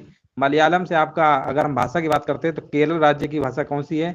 मलयालम है। आंसर आपका सही होगा विकल्प नंबर बी वाला। विकल्प नंबर बी वाला आपका क्या होगा? बिल्कुल करेक्ट आंसर आपका यहाँ पर होगा। नेक्स्ट प्रश्न आपसे पूछा गया है, भारत के निम्न में से किस क्षेत्र में वार्षिक वर्षा का सर्वाधिक विचलन मिलता है? वार्षिक वर्षा का सर्वाधिक विचलन देखने को मिलता है, आपको बताना है किस क्षेत्र में? दक्कन पठार, छोटा नागपुर, अरुणाचल या मालाबार। तो देखिए यहाँ पर जो दक्कन का जो पठार है ना, दक्कन का जो पठार है यहाँ पर राइट आंसर आपका सही होगा। दक्कन के पठारी क्षेत्र में आपके जैसे राजस्थान, गुजरात के कुछ भाग हैं जहाँ पर आप देखेंगे कि वार्षिक वर्षा का सर्वाधिक जो विचलन होता है देखने को मिलता है। यहाँ पर दक्कन पठार आपको लगा देना है।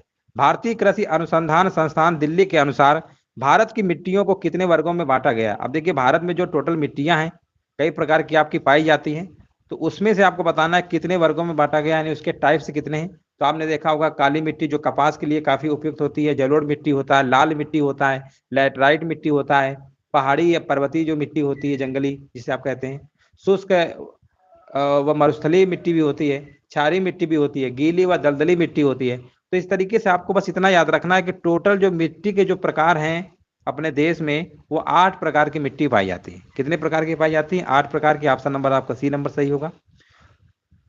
अगला प्रश्न है, उष्ण कटिबंधीय सदाबहार वृक्ष कहाँ पर पाए जाते हैं? देखिए उष्ण और उष्ण का मतलब होता क्या? देखिए उष्ण एक होता है शीत।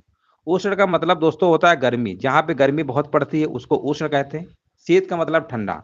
जब कभी कभी देखे होंगे कि शीतोष्ण लिखा होता है, तो शीतोष्ण में क्या होता है? उष्ण और शीत दोनों मिल जाते हैं, यानी गर्मी और जो सर्दी जो होती है ना उसके बीच का जो भाग होता है ना, ज्यादा गर्मी पड़े ना ज्यादा सर्दी पड़े, उसको शीतोष्ण क्षेत्र बोलते हैं। यहाँ पर उष्ण की बात हो रही है, यहाँ गर्मी बहुत पड़ती है और बोला गया आपसे प्रश्न में कि सदाबहार वृक्ष कहाँ पर पाए जाते हैं, उष्णकटिबंधीय सदाबहार वृक्ष कहाँ पर पाए जाते हैं, तो ये आपके पाए जाते हैं उड़ीसा में भी पाए जाते हैं, असम में और पश्चिम बंगाल में। अब देखिए यहाँ पर जब गर्मी ज्यादा होगी, बारिश यहाँ पर 2 सेंटीमीटर से अधिक होती है ना, वर्षा 2 सेंटीमीटर से अधिक होती है, यहाँ पे याद रखिएगा 200 सेंटीमीटर से अधिक वर्षा होती है ना, तभी आपके सदाबहार वृक्ष पाए जाएंगे। यहाँ पर गर्मी बहुत ज्यादा वगैरह रहती है, ये आपका क्या है, उष्णकटिबंधीय, जहाँ पे गर्मी ज्यादा रहे।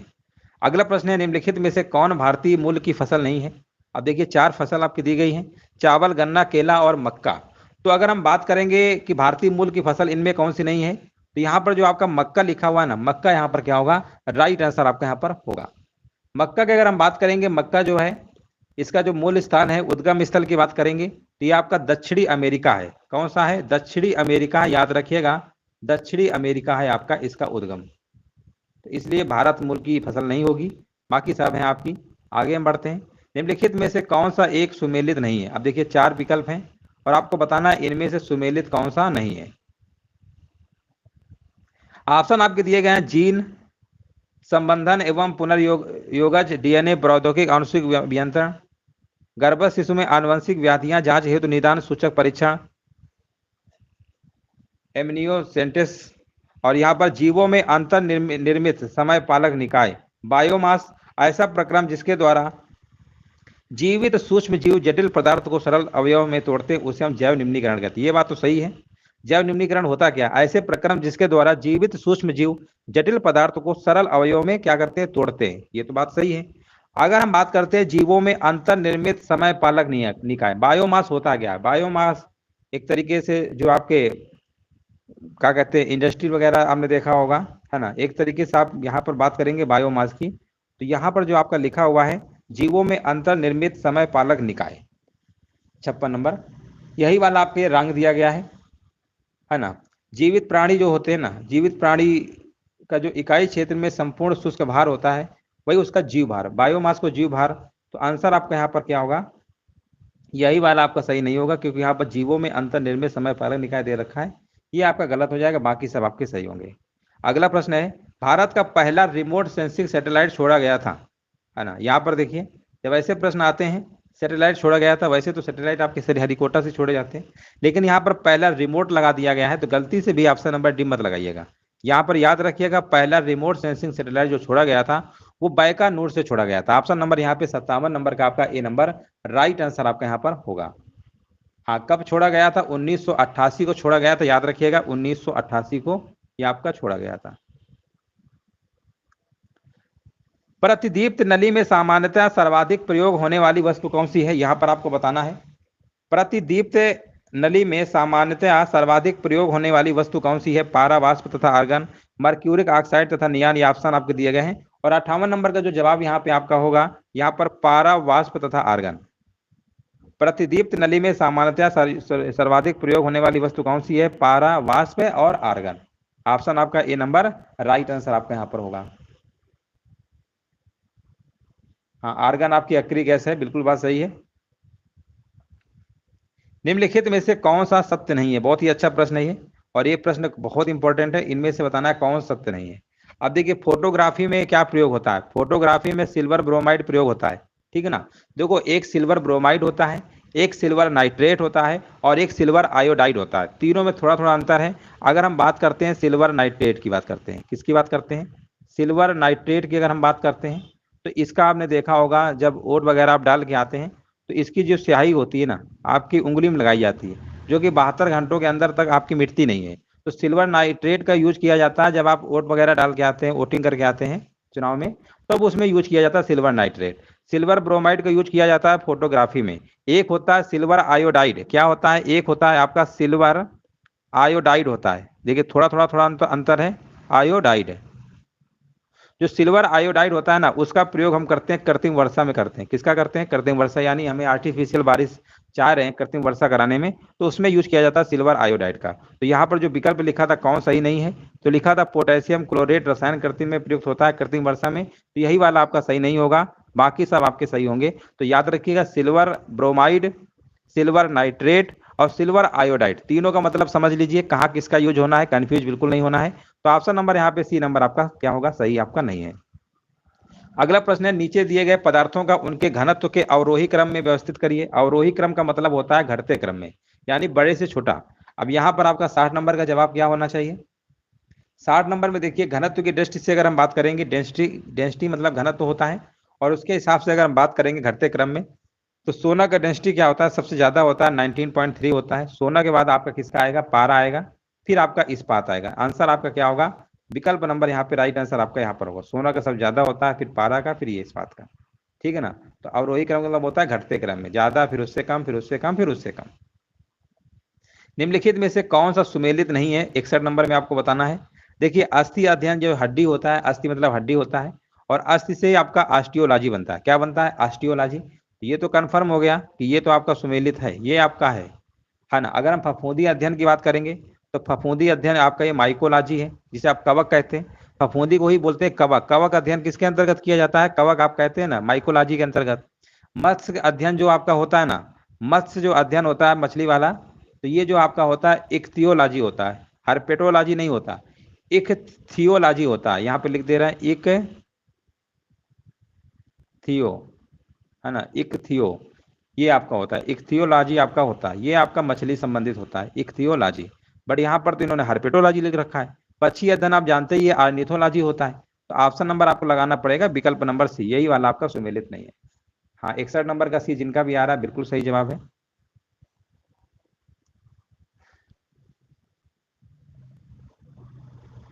यहाँ पर आपसे पूछा गया गेहूं जीन बैंक कहाँ पर स्थित है। अगर हम गेहूं जीन बैंक की बात करेंगे 62 नंबर में, तो ये आपका करनाल पे, करनाल कौन से राज्य में पड़ता है शहर? ये आपका हरियाणा में पड़ता है, हरियाणा। ठीक है ना, हरियाणा में पड़ता है आपका करनाल।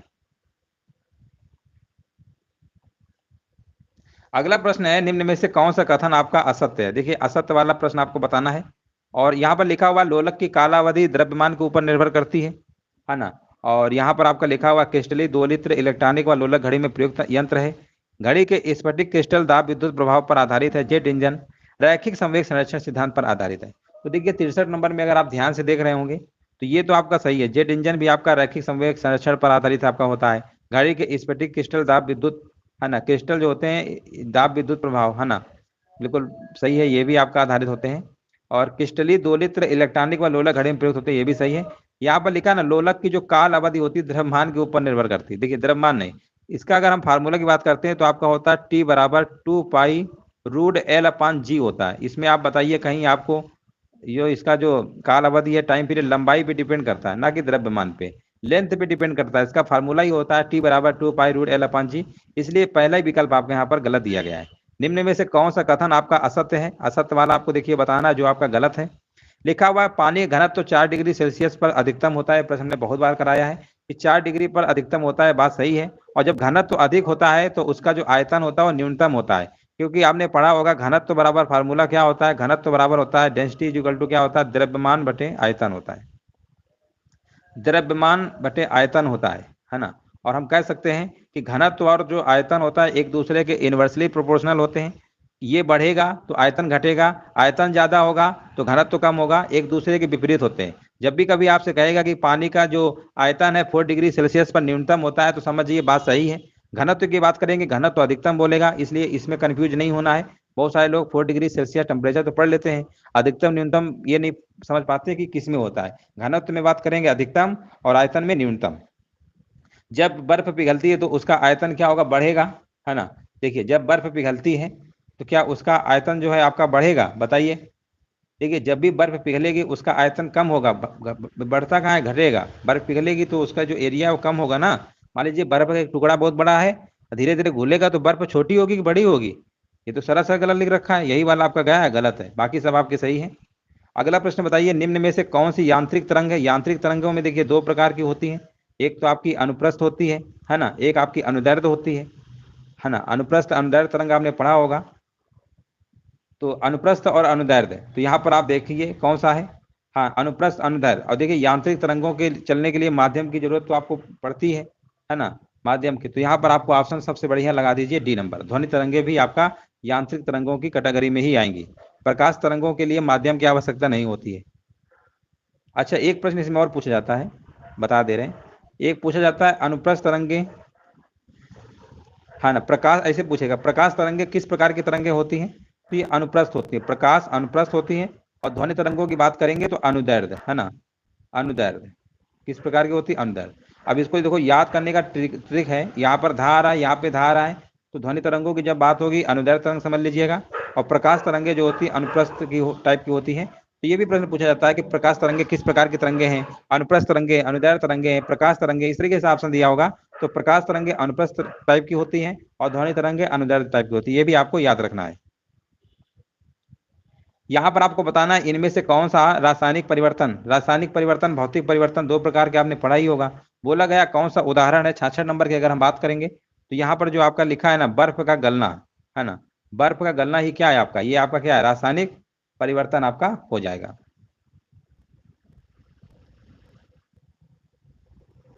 नहीं रुको एक सेकंड, बर्फ गलना, बर्फ गलेगी तो उससे आप ही बना लेंगे, ये भौतिक परिवर्तन में होगा, है ना, भौतिक में होगा। भौतिक में क्या होता है कि वही अब जो भी पदार्थ बनेगा पुनः आप उसी अवस्था में उसमें चेंज नहीं होता है। जैसे बल्ब का जलना, बल्ब जलेगा फिर उसको आप पुनः उसी अवस्था में ला सकते हैं। बट इसमें क्या होता है, रासायनिक परिवर्तन में कोई अगर एक बार पदार्थ बन गया तो उसको पूर्व स्थिति में लाना पॉसिबल नहीं होता है। जैसे दूध से आपने दही बना लिया तो क्या दही से दूध बना पाएंगे, नहीं बना पाएंगे। तो ये होता है रासायनिक परिवर्तन।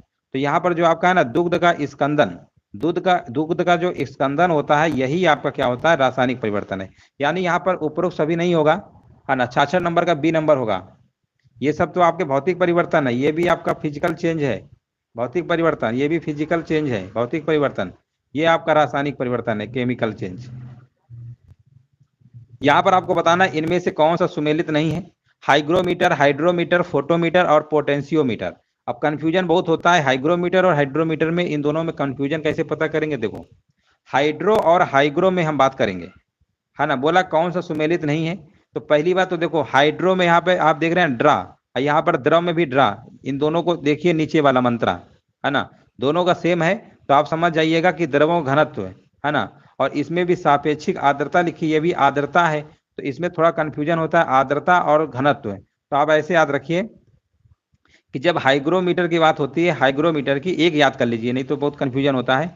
हाइग्रोमीटर से हम आर्द्रता मेजर करते हैं, सापेक्षिक आर्द्रता, और हाइड्रो जो मीटर होता है उससे हम द्रवों का घनत्व मापते हैं।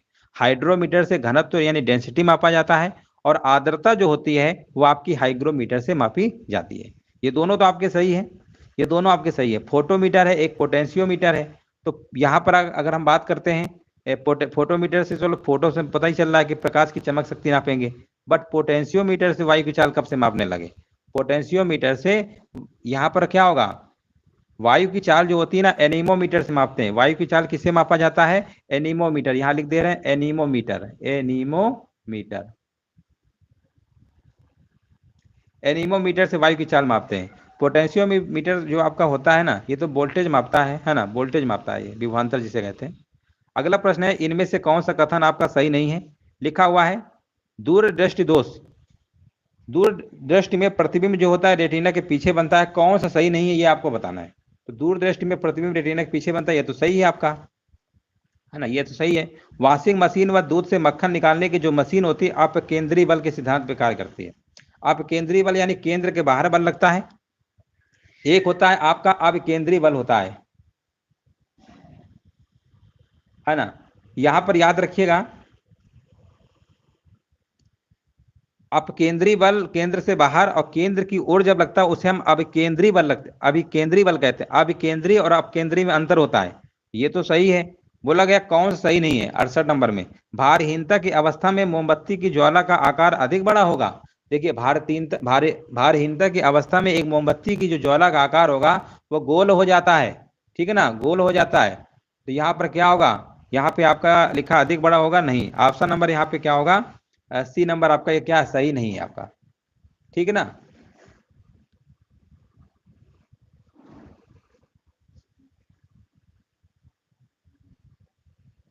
हाल ही में चर्चित रहा कस्तूरी कॉटन किससे संबंधित है, कस्तूरी कॉटन की बात करेंगे तो ये एक दोस्तों याद रखिएगा भारतीय कपास का एक नया ब्रांड है। भारतीय कपास का क्या है, एक नया ब्रांड है। ऑप्शन नंबर आपका बी नंबर सही होगा। अगला प्रश्न बताइए, ब्लू फ्लैग प्रमाणन किस अंतरराष्ट्रीय संस्था के द्वारा प्रदान किया जाता है। ब्लू फ्लैग प्रमाणन किस अंतरराष्ट्रीय संस्था के द्वारा प्रदान किया जाता है, ब्लू फ्लैग, है ना। 70 नंबर का आपको जवाब देना है। तो ये जो प्रदान किया जाता है आपका foundation for environmental education, blue flag प्रमाणन जो होता है अंतरराष्ट्रीय संस्था आपकी है, फाउंडेशन फॉर एनवायरमेंटल एजुकेशन के द्वारा आपका प्रदान किया जाता है, तो याद रखिएगा। चलिए आगे बढ़ते हैं। इनमें से कौन सा देश राष्ट्रों के क्वाड समूह का सदस्य नहीं है? क्वाड में देखिए आपके 4 देश हैं, कौन सा नहीं आपको बताना है। भारत, अमेरिका, जापान, ऑस्ट्रेलिया है, भारत भी है, अमेरिका भी है ना, भारत, अमेरिका, जापान भी है और ऑस्ट्रेलिया, यानी जापान भी, ऑस्ट्रेलिया भी है, भारत भी है और अमेरिका है। पाकिस्तान कब से आ गया? यही वाला होगा ऑप्शन नंबर सी। देखिए बहुत ही अच्छा प्रश्न है ये, 72 नंबर। कंपनी के व्यापारिक तथा राजनीतिक कार्यों को किस एक्ट के द्वारा अलग किया गया? कंपनी का मतलब पहले क्या होता था कि कंपनी का जो ईस्ट इंडिया कंपनी थी उसमें जो भारत में जो व्यापार चलता था, एक विभाग था जो राजनीतिक यानी सैन्य विभाग वगैरह देखते थे, है ना, राजनीतिक एक व्यापार देखते थे। जो लोग व्यापार वाला देखते थे वो लोग तो भारत में रहते थे और जो लोग राजनीतिक कार्य देखते थे वो इंग्लैंड में रहते थे। जब इंग्लैंड अपना देश जो गुलाम था इंग्लैंड से, तो उस समय आपने पढ़ा होगा क्या बोलते हैं, चार्टर एक्ट, है ना, चार्टर एक्ट आपने नाम सुना होगा। ये चार्टर एक्ट जो है ये आपके आते थे, ये आपके जो कानून थे ये आपके वहीं इंग्लैंड में बनते थे और ये भारत में अप्लाई कर दिए जाते थे। तो चार्टर एक्ट आपने देखा होगा, 1773 के एक रेगुलेटिंग एक्ट आया था आपका। उसके बाद आपका पिट्स वाला आता है 1784 में आपका आता है। उसके बाद 1786 में भी आता है, उसमें आपको क्या कहते हैं, जो गवर्नर थे उनको वीटो पावर मिल जाता है, सैन्य शक्तियां वगैरह उनको प्रदान कर दी जाती है, वीटो पावर वगैरह। तो जो यहाँ पर आपकी हम बात करेंगे अलग कर दिया गया 1800, देखो 1861, 1892, 1858, 1909, 1935, ये सब भारत में बने थे कानून, ये सब भारत के कानून है ना, ये सब भारत के कानून है। ये एक आपका चार्टर एक्ट है, एक चार्टर एक्ट आपका 1813 में आया था, फिर चार्टर एक्ट आपका 1800 कितने में आया था, 33 में आया था, है ना, 20-20 साल के अंतर पे थे। इसके बाद आपका 1853 में आया था। ये तो 3 आते हैं आपके 1800 वाले में। 2 आपके रहते हैं रेगुलेटिंग एक्ट जो आपको बता रहे हैं 1773, 1784 और 1786। 3 आपके 1700 वाले में आते हैं, 1800 में 3 आपके चार्टर रहते हैं। तो चार्टर एक्ट जो 1833 में आया था, इसमें जो कंपनी का एकाधिकार था वो पूरी तरीके से समाप्त कर दिया जाता है। चीन वगैरह से जो चाय वगैरह आती थी ना, उसमें ईस्ट इंडिया कंपनी का ही था। हालांकि 1813 में चार्टर एक्ट में क्या था कि भारत में क्या था कि चीन को छोड़ गई, मतलब चीन से जो चाय वगैरह आती उसको छोड़कर सब कुछ एकाधिकार समाप्त कर दिया गया था। लेकिन 1833 पूरी तरीके से, तो ये भी विकल्प आपका नहीं हो सकता है। अब बचा कौन सा, 1784, ऑप्शन आपका बी होगा। ऑप्शन आपका यहाँ पर बी नंबर होगा, है ना। 1833 में देखिए जो क्या था कि जो कंपनी का एकाधिकार था, 1813 में ही एकाधिकार कंपनी का था, वो किसी दूसरी कंपनी को आने ही नहीं दे रही थी इंग्लैंड से। तो फिर एक चार्टर एक्ट लाया जाता है, तो कहा जाता है भैया ठीक है तुम्हारा एकाधिकार अब समाप्त किया जाता है, लेकिन हाँ अभी चाय पर तुम्हारा रहेगा। लेकिन जब 1833 आता है तो प्रश्न पूछा जाता है कि चीन से जो व्यापार था आपका ईस्ट इंडिया कंपनी का एकाधिकार, वो पूरी तरीके से कब समाप्त कर दिया गया, ये प्रश्न अभी पूछा गया था। तो 1833 में, ये वीडियो परीक्षा में अभी हाल ही में प्रश्न आपके पूछा गया था। तो चीन से जो व्यापार था वो किस अधिनियम के द्वारा समाप्त कर दिया गया था, 1833 चार्टर एक्ट था वो, ठीक है ना। और व्यापारिक और राजनीतिक कार्यों को अलग अलग कर दिया गया कि भैया आधा विभाग तुम देखोगे व्यापार का और राजनीतिक कार्य वाला हम देखेंगे। तो वो आपका किया गया था 1784 में, ठीक है ना, याद रखेंगे 1784 में। और शिक्षा पर देखिए, शिक्षा पर क्या था कि 1 लाख रुपया खर्च किया जाएगा, यह आपका चार्टर एक्ट 1813 में बताया गया था। ये भी प्रश्न एक बार पूछा गया था कि शिक्षा पर 1 लाख रुपया खर्च किया जाएगा, कौन से चार्टर एक्ट अधिनियम में बताया गया, 1813। इसके 1857 में क्रांति होती है, उसके बाद ये सारे चार्टर एक्ट सब खत्म हो जाते हैं। लास्ट चार्टर एक्ट आपका 1853 रहता है। फिर 1858 में कानून वगैरह भारत में बनने लगते हैं, उसे आप भारत सरकार के अधिनियम कहते हैं। इसके बाद भारत सरकार के यहाँ देश में ही अपने कानून बनना शुरू हो जाते हैं। चलो आगे बढ़ते हैं। केंद्रीय सरकार समुद्री शैवाल उत्पादन को बढ़ावा देने के लिए किस राज्य में मल्टीपर्पज सीवीड पार्क स्थापित करेगी, है ना। चलो यहाँ पर बताइए, केंद्रीय सरकार समुद्री शैवाल उत्पादन को बढ़ावा देने के लिए किस राज्य में मल्टीपर्पज सीवीड पार्क स्थापित करेगी। देखिए जब बहुत सारी चीजें आप डिटेल में पढ़ेंगे ना, तो उस चीजों को क्या होगा, डिटेल में पढ़ने से बहुत सारी चीजें आपको याद रहेंगी, ठीक है ना। तो ऑप्शन नंबर यहाँ पर तमिलनाडु लगा दीजिए। एक प्रश्न में 10-10 चीजें आप समझ लेंगे कि ऐसे प्रश्न पूछ सकता है, इसलिए बहुत डिटेल में पढ़िए। अगर जीके जीएस में चाह रहे हैं कि नंबर अच्छे आए, तो अब आने वाले टाइम में घर में भी पढ़ें तो बहुत डिटेल में पढ़ें। केंद्र से राज्यों को कर आय का जो बंटवारा है हेतु प्रथम बार गाडगिल सूत्र किस वर्ष प्रारंभ किया गया, है ना। प्रथम बार गाडगिल सूत्र किस वर्ष प्रारंभ किया गया, तो ये आपका किया गया था 1969 और 70 के दरमियान, है ना, डेट याद रखिएगा 1970, हाँ 1969 70 के दरमियान, बिल्कुल सही है।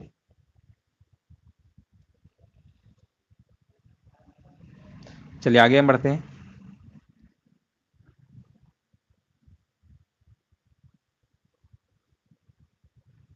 77 नंबर आप बताइए यहाँ पर क्या होगा, इनमें से बताइए कौन सा कथन आपका सही नहीं है ना। कपास प्रोटीन पदार्थ नहीं है, विटामिन ए का निर्माण हमारे शरीर में नहीं होता है, गोल्डन धान में सर्वाधिक मात्रा में विटामिन सी की होती है, विटामिन सी की मात्रा, जल में घुलनशील विटामिन बी और सी, देखिए जल में विटामिन बी और सी होते हैं, वसा में आपके कौन कौन से होते हैं, वसा में आपके होते हैं ए डी ई और के, ये वसा में होते हैं। तो ये तो आपका सही है, 77 नंबर है, गलती से भी डी नंबर तो नहीं होगा, है ना। तो अब ए नंबर बात करते हैं, कपास प्रोटीन पदार्थ नहीं है, हाँ ये कपास कोई प्रोटीन पदार्थ है, तो बोला गया कौन सा सही नहीं, ये भी आपका सही है, कपास प्रोटीन पदार्थ नहीं, मतलब सही बात बोली है। विटामिन ए का निर्माण हमारे शरीर में नहीं होता है ना, तो विटामिन ए का निर्माण हमारे शरीर में थोड़ा होता है, बात तो सही है, विटामिन ए का जो निर्माण होता है वो हमारे शरीर में निर्माण नहीं होता है ना। बोला गया कौन सही नहीं होता, गोल्डन धान में सर्वाधिक मात्रा, यही वाला होगा, ऑप्शन नंबर सी आपका सही नहीं है। देखिए गोल्डन राइस एक ऐसा धान होता है जिसमें बीटा कैरोटीन बनाने वाला जीन डाला गया है, ठीक है ना, जो हमारे शरीर में पहुंचकर विटामिन ए बनाता है, ठीक है ना, बनाता है। तो आंसर यहाँ पर क्या होगा, 77 नंबर का सी होगा, है ना, 77 नंबर का सी होगा। चलो आगे बढ़ते हैं। भारत में बेरोजगारी मापन के निम्न में से कौन सी विधि एनएसओ द्वारा प्रयोग में नहीं लाई जाती है।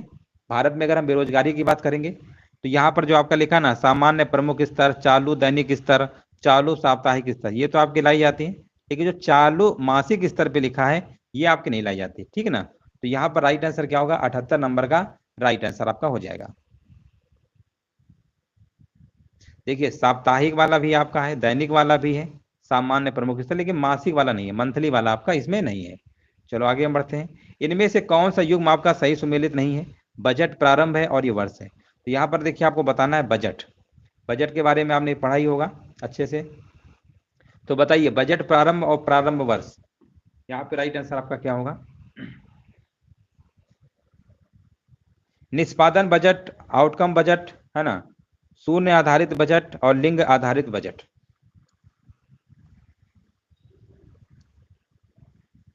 बजट जो आपका होता है, हाँ ये आपका फरवरी और मई के बीच में होता है आपका बजट। तो आपको बताना है इनमें से कौन से युग्म सुमेलित नहीं है ना, कौन से युग्म आपका सुमेलित नहीं है, यहाँ पर आपको बताना है। राइट आंसर आपका यहाँ पर क्या होगा, बजट सत्र जो होता है आपका फरवरी से मई में शुरू होता है। चलो यहाँ पर बताइए,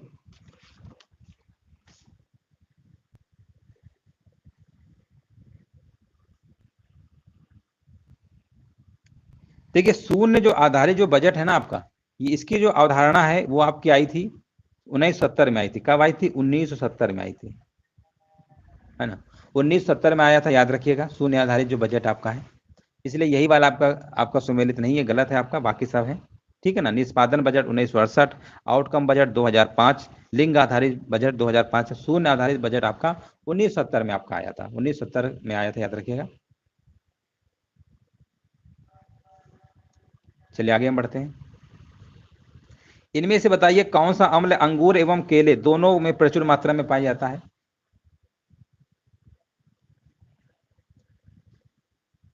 ना। यहां पर देखिए आपको बताना राइट आंसर क्या होगा,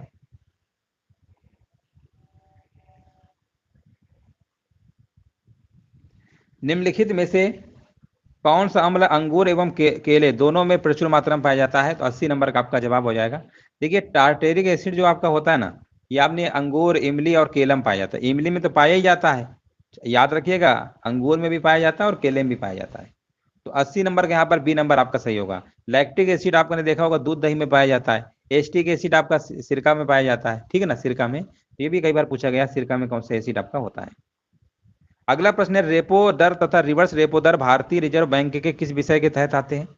रेपो दर तथा रिवर्स रेपो दर भारतीय रिजर्व बैंक के किस विषय के तहत आते हैं, तो 81 नंबर का जवाब यहाँ पर आपका हो जाएगा, मात्रात्मक उधार नियंत्रण उपायों के तहत। 81 नंबर का यहाँ पर क्या होगा, राइट आंसर आपका यहाँ पर हो जाएगा, मात्रात्मक, याद रखेंगे, मात्रात्मक उधार नियंत्रण उपायों के तहत। उधारी पैसे देते हैं ना, रेपो दर पे लेते हैं, रिवर्स रेपो रेट। आरबीआई क्या होता है? आरबीआई जो होता है बैंकों का बैंक होता है, सभी बैंकों को पैसा उधार देते हैं तो उनसे लेते भी हैं, वही repo rate reverse repo rate होता है। निम्नलिखित में से कौन भारत के व्यापारिक बैंकों की देनदारियों में सर्वाधिक महत्वपूर्ण अंश है ना? सर्वाधिक महत्वपूर्ण अंश है, आपको बताना है यहाँ पे आंसर क्या होगा। हाँ यहाँ पर होता है आपका, हाँ सावधि जमाएं, है ना। देखिए यहाँ पर बिल्कुल सही है, भारत में व्यापारी बैंकों की देनदारियों में सबसे महत्वपूर्ण अंश जमाओं का होता है, जमाओ, ठीक है ना।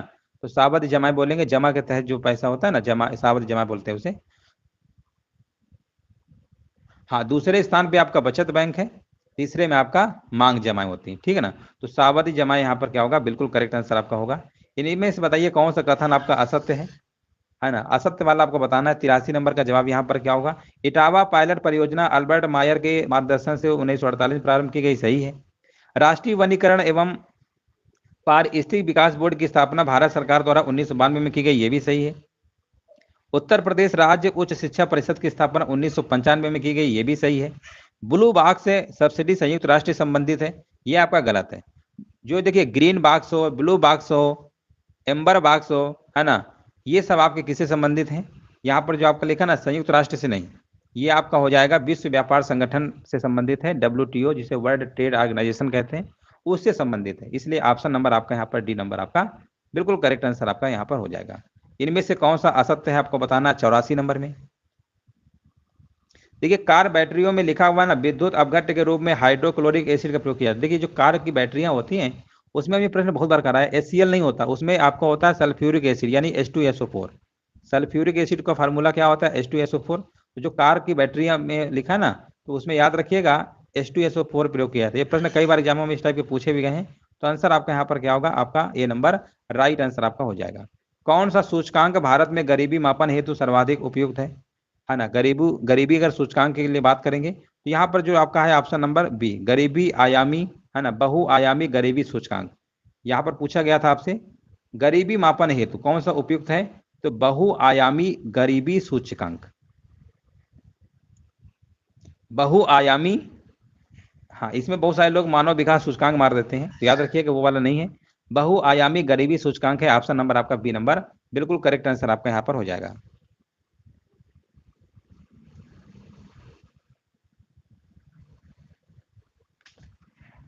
अगला प्रश्न बताइए, निम्नलिखित में से कौन सी संस्था मिलकर विश्व बैंक का गठन करते हैं, विश्व बैंक का गठन करते हैं, बताइए यहाँ पर आंसर क्या होगा। तो यहाँ पर आपके होंगे अंतर्राष्ट्रीय पुनर्निर्माण और विकास बैंक। अंतर्राष्ट्रीय पुनर्निर्माण और विकास बैंक मिलकर क्या करते हैं, विश्व बैंक का गठन करते हैं, याद रखिएगा। आंसर आपका यहाँ पर 19, हाँ इसकी जो स्थापना 1945 में हुई थी अंतर्राष्ट्रीय पुनर्निर्माण एवं विकास बैंक की। तो आंसर आपका यहाँ पर क्या होगा, बिल्कुल राइट आंसर आपका यहाँ पर हो जाएगा।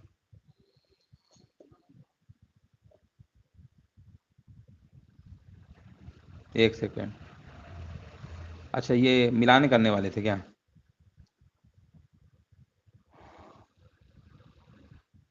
एक सेकेंड, इसका आधा क्वेश्चन नीचे है, ये तो आपका है ही, और अंतर्राष्ट्रीय वित्त निगम भी है, अंतर्राष्ट्रीय विकास संघ, तीनों आपके हो जाएंगे, ठीक है ना, तीनों आपके हो जाएंगे। अंतर्राष्ट्रीय मुद्रा निधि को छोड़ दीजिए, है ना। वैसे भी आपके 5 संगठन आपके काम करते हैं यहाँ पे विश्व बैंक में। कितने संगठन है, 5 हैं। कौन कौन से हैं, एक तो अंतर्राष्ट्रीय पुनर्निर्माण और विकास बैंक हो गया, अंतर्राष्ट्रीय वित्त निगम हो गया, अंतर्राष्ट्रीय विकास संघ हो गया, एक आपका और होता है बहुपक्षीय निवेश गारंटी एजेंसी, ठीक है ना। बहुपक्षीय निवेश गारंटी होता है, और निवेश संबंधी विवादों को निपटा रहे होते एक अंतर्राष्ट्रीय केंद्र आपका है। तो इस तरीके से ये वाला आपका नहीं होगा, बाकी सब है। यहाँ पर पहला दूसरा तीसरा वाला आपको लगाना पड़ेगा ए नंबर।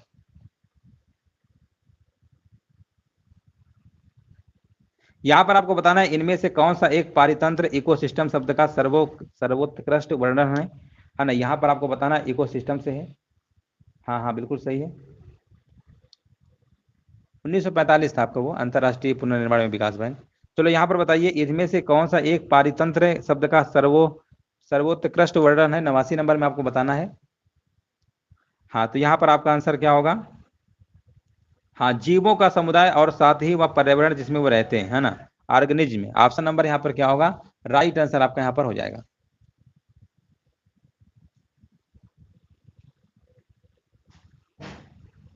ऑप्शन नंबर यहाँ पे आपका सी नंबर सही है। अब यहाँ पर देखिए 90 नंबर में आपको बताना है उत्तर प्रदेश के आर्द्र भूमियों के संबंध में इनमें से कौन सा विकल्प आपका सुमेलित है, आपको बताना है, सही सुमेलित है। तो देखिए यहाँ पर अगर हम बात करेंगे आपके रामसर स्थल, है ना। अच्छा ये बताइए यूपी में रामसर स्थल कितने हैं इस समय, है ना। रामसर स्थल यानी आर्द्र भूमि स्थल कहिए, रामसर स्थल कहिए, बात एक ही है। रामसर स्थल यूपी में कितने हैं? अब इस समय वर्तमान में यूपी में 10 हैं। कितने हैं? 10 हैं, ठीक है ना। अब आपके 10 हैं, याद रखिएगा। तो बोला गया कौन सा आपका, हाँ 90 नंबर में आपको बताना है कौन सा आपका सही सुमेलित है। तो देखिए सांडी पश्चिम बिहार जो आपका है ना, ये हरदोई में है ना, ये ही आपका सुमेलित है। अगर हम सुर सरोवर की बात करते हैं, है ना, सुर सरोवर की बात करते हैं, सुर सरोवर, है ना, अगर हम सुर सरोवर की बात करते हैं तो ये आपका आगरा में, ये कहाँ पर है आपका? आगरा में, याद रखिएगा, ये आपका आगरा में है ना, ये आपका आगरा में है। पार्वती अर्गा की बात करते हैं, ये आपका गोंडा में, ये कहाँ पर आपका है? गोंडा में है आपका, है ना, मैनपुरी में, गोंडा में। सरसई वाला आपका जो है ना, ये आपका सरसई वाला जहाँ कहाँ पर है? सरसई, ये भी कई बार पूछा गया है। तो सरसई वाला आपका इटावा में, ये कहाँ पे? इटावा में है, इटावा में, है ना। सरसई आपका नावर कहाँ पर है? ये इटावा में है। और समसर पश्चिम बिहार एक समसर भी है, वो आपका रायबरेली में है, ठीक है ना, रायबरेली में है। तो यहाँ पर आपका यही वाला आपका सुमेलित नहीं है, ये आपका सांडी जो पश्चिम बिहार है, ये आपका हरदोई में है, यही आपका सुमेलित है ना, हरदोई में। बाकी तीनों के तीनों आपके गलत दिए गए थे। यहाँ पर आपको बताना है कौन सा उत्तर आपका सही होगा। वनस्पति के प्रकार हैं और सूची दी गई है, प्रश्न थोड़ा बड़ा है ना। देखिए वनस्पति के प्रकार आपके दिए गए हैं, मैंग्रोव वन, उष्ण कटिबंधीय नमोष्ण, उष्ण कटिबंधीय नमोष्ण पर्णपाती, शुष्क सवाना, है ना। तो यहाँ पर आप आराम से इसका आंसर बता सकते हैं, राइट आंसर क्या होगा।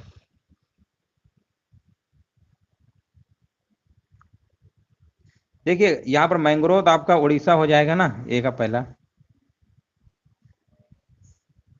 नहीं नहीं, मैंग्रोव उड़ीसा का है, पश्चिम बंगाल है ना। मैंग्रोव में पश्चिम बंगाल है आपका, मैंग्रोव में पश्चिम बंगाल है। ये तो सभी को पता ही होगा, मैंग्रोव में पश्चिम बंगाल है सबसे आगे, वेस्ट बंगाल है ना सबसे आगे है। तो आप यहीं से क्वेश्चन पकड़ सकते हैं, ये वाला ऑप्शन तो नहीं हो सकता ना, ये वाला होगा। एक का तीसरा यहाँ पर भी है, एक तीसरा यहाँ पर भी है। और यहाँ पर अब देखो, एक तो हमें दो तो पता चल गया कि या तो ए सही है या तो सी सही है ना, या तो ए सही है तो सी सही है। और अगर हम बात करते हैं उष्णकटिबंधीय नमोष्ण की बात करेंगे, तो ये आपका है पश्चिमी घाट में, ये कहाँ पर है? पश्चिमी घाट में है। और ये आपका उष्णकटिबंधीय नमोष्ण पर्णपाती की बात करेंगे, उड़ीसा में है। और आपका ये आपका है शुष्क सवाना, ये गुजरात में। ऑप्शन नंबर पहला होगा, 3214, है ना, बिल्कुल सही है। आगे हम बढ़ते हैं 91 नंबर।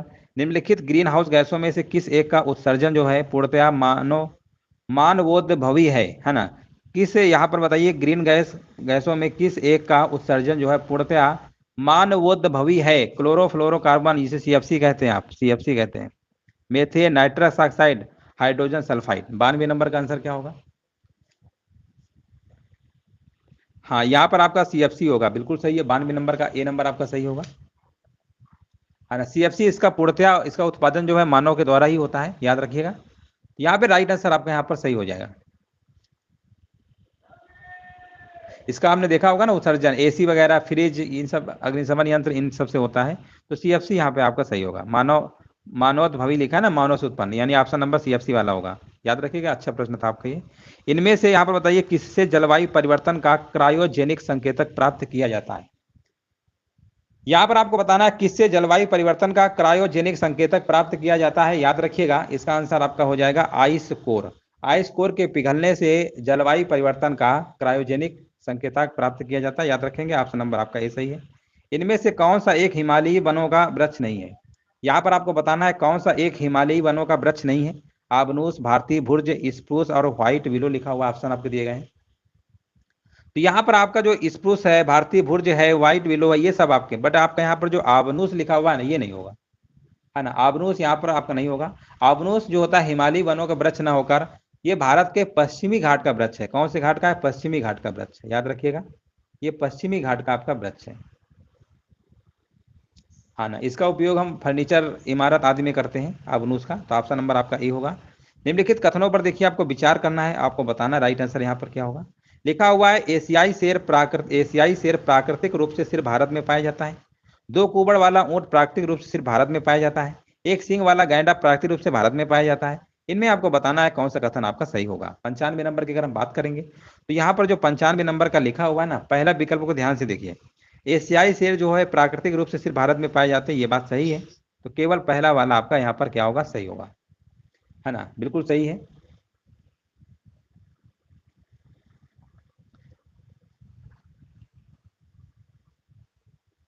देखिए, दो कुबड़ वाला जो ऊंट है ना, प्राकृतिक रूप से सिर्फ भारत में पाया जाता है, तो यहाँ पर आपका होगा हाँ, दो कुबड़ वाला ऊंट जिसे आप बैक्टीरियन ऊंट कहते हैं, ये भारत के लद्दाख क्षेत्र में पाया जाता है। ठीक है ना, ये भारत के अलावा गोभी मरुस्थल में भी पाया जाता है, चीन के भी कुछ भागों में पाया जाता है, कजाकिस्तान में भी पाया जाता है। एक सींग वाला गैंडा की बात करेंगे, नेपाल, भूटान, पाकिस्तान और भारत के असम में पाया जाता है ना, तो ये भी पाया जाता है। सिर्फ लगा दिया ना, सिर्फ नहीं लगा, सिर्फ लगा दो तो गलत हो जाएगा, है ना। ऐसा थोड़ा है कि सिर्फ भारत में, ये वाला था आपका भारत में, जो आपका था वही हमने बता दिया। एशियाई शेर, एशियाई शेर जो है प्राकृतिक रूप से सिर्फ भारत में ही पाए जाते हैं, याद रखिएगा, इंपॉर्टेंट प्रश्न आपका ये। अगला प्रश्न बताइए, इनमें से कौन से युग्मों पर विचार करना है। दम्फा टाइगर रिजर्व आपका है, गुमटी वन्यजीव अभ्यारण्य है आपका, और सारामती शिखर। इनमें आपको बताना है कौन सा सुमेलित है, सही सुमेलित है। अगर हम बात करेंगे दम्फा टाइगर रिजर्व, ये आपका मिजोरम में है ना, ये तो सही है। गुमटी वन्यजीव अभ्यारण्य त्रिपुरा, ये भी आपका सही है। सारामती शिखर नागालैंड में, ये भी सही है। तो ऑप्शन आपको लगाना पड़ेगा 1 2 3, यानी यहाँ पर तीनों के तीनों आपके क्या है, सही है। सारामती शिखर नागालैंड, गुमटी वन्यजीव अभ्यारण्य त्रिपुरा, यानी सही था आपका। भू संरक्षण की परिरेखा बंधन विधि का प्रयोग कहाँ के लिए होता है।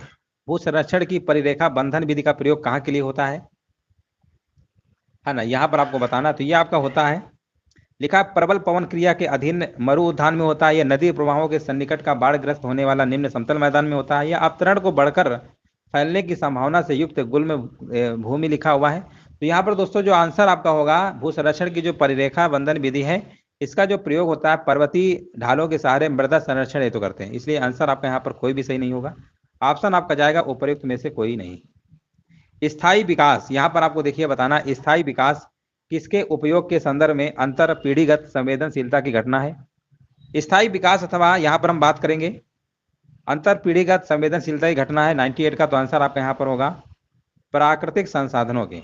स्थायी विकास किसके उपयोग के संदर्भ में अंतर पीढ़ीगत संवेदनशीलता की घटना है, ये प्राकृतिक संसाधनों के,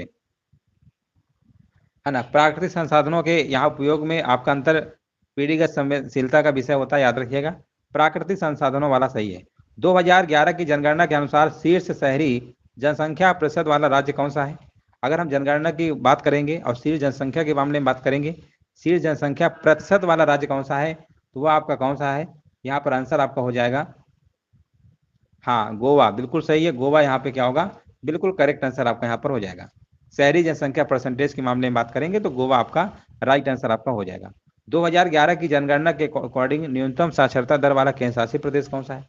अगर हम न्यूनतम की बात करेंगे दादर नगर हवेली है, अगर अधिकतम की बात करेंगे तो आपका कौन सा है, वो आपका दिल्ली है।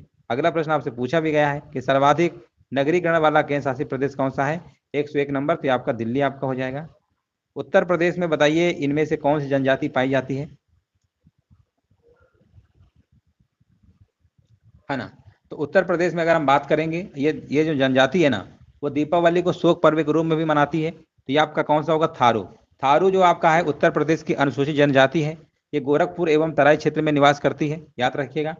और यहाँ पर जो आपका है, ये थारू लोग क्या करते हैं, दीपावली को शोक पर्व के रूप में मनाते हैं, याद रखिएगा। ये प्रश्न कई बार पूछा गया है, तो आंसर आपका यहाँ पर क्या होगा, उत्तर प्रदेश की जनजाति पूछा गया था, थारू यहाँ पे बिल्कुल करेक्ट आंसर आपका हो जाएगा।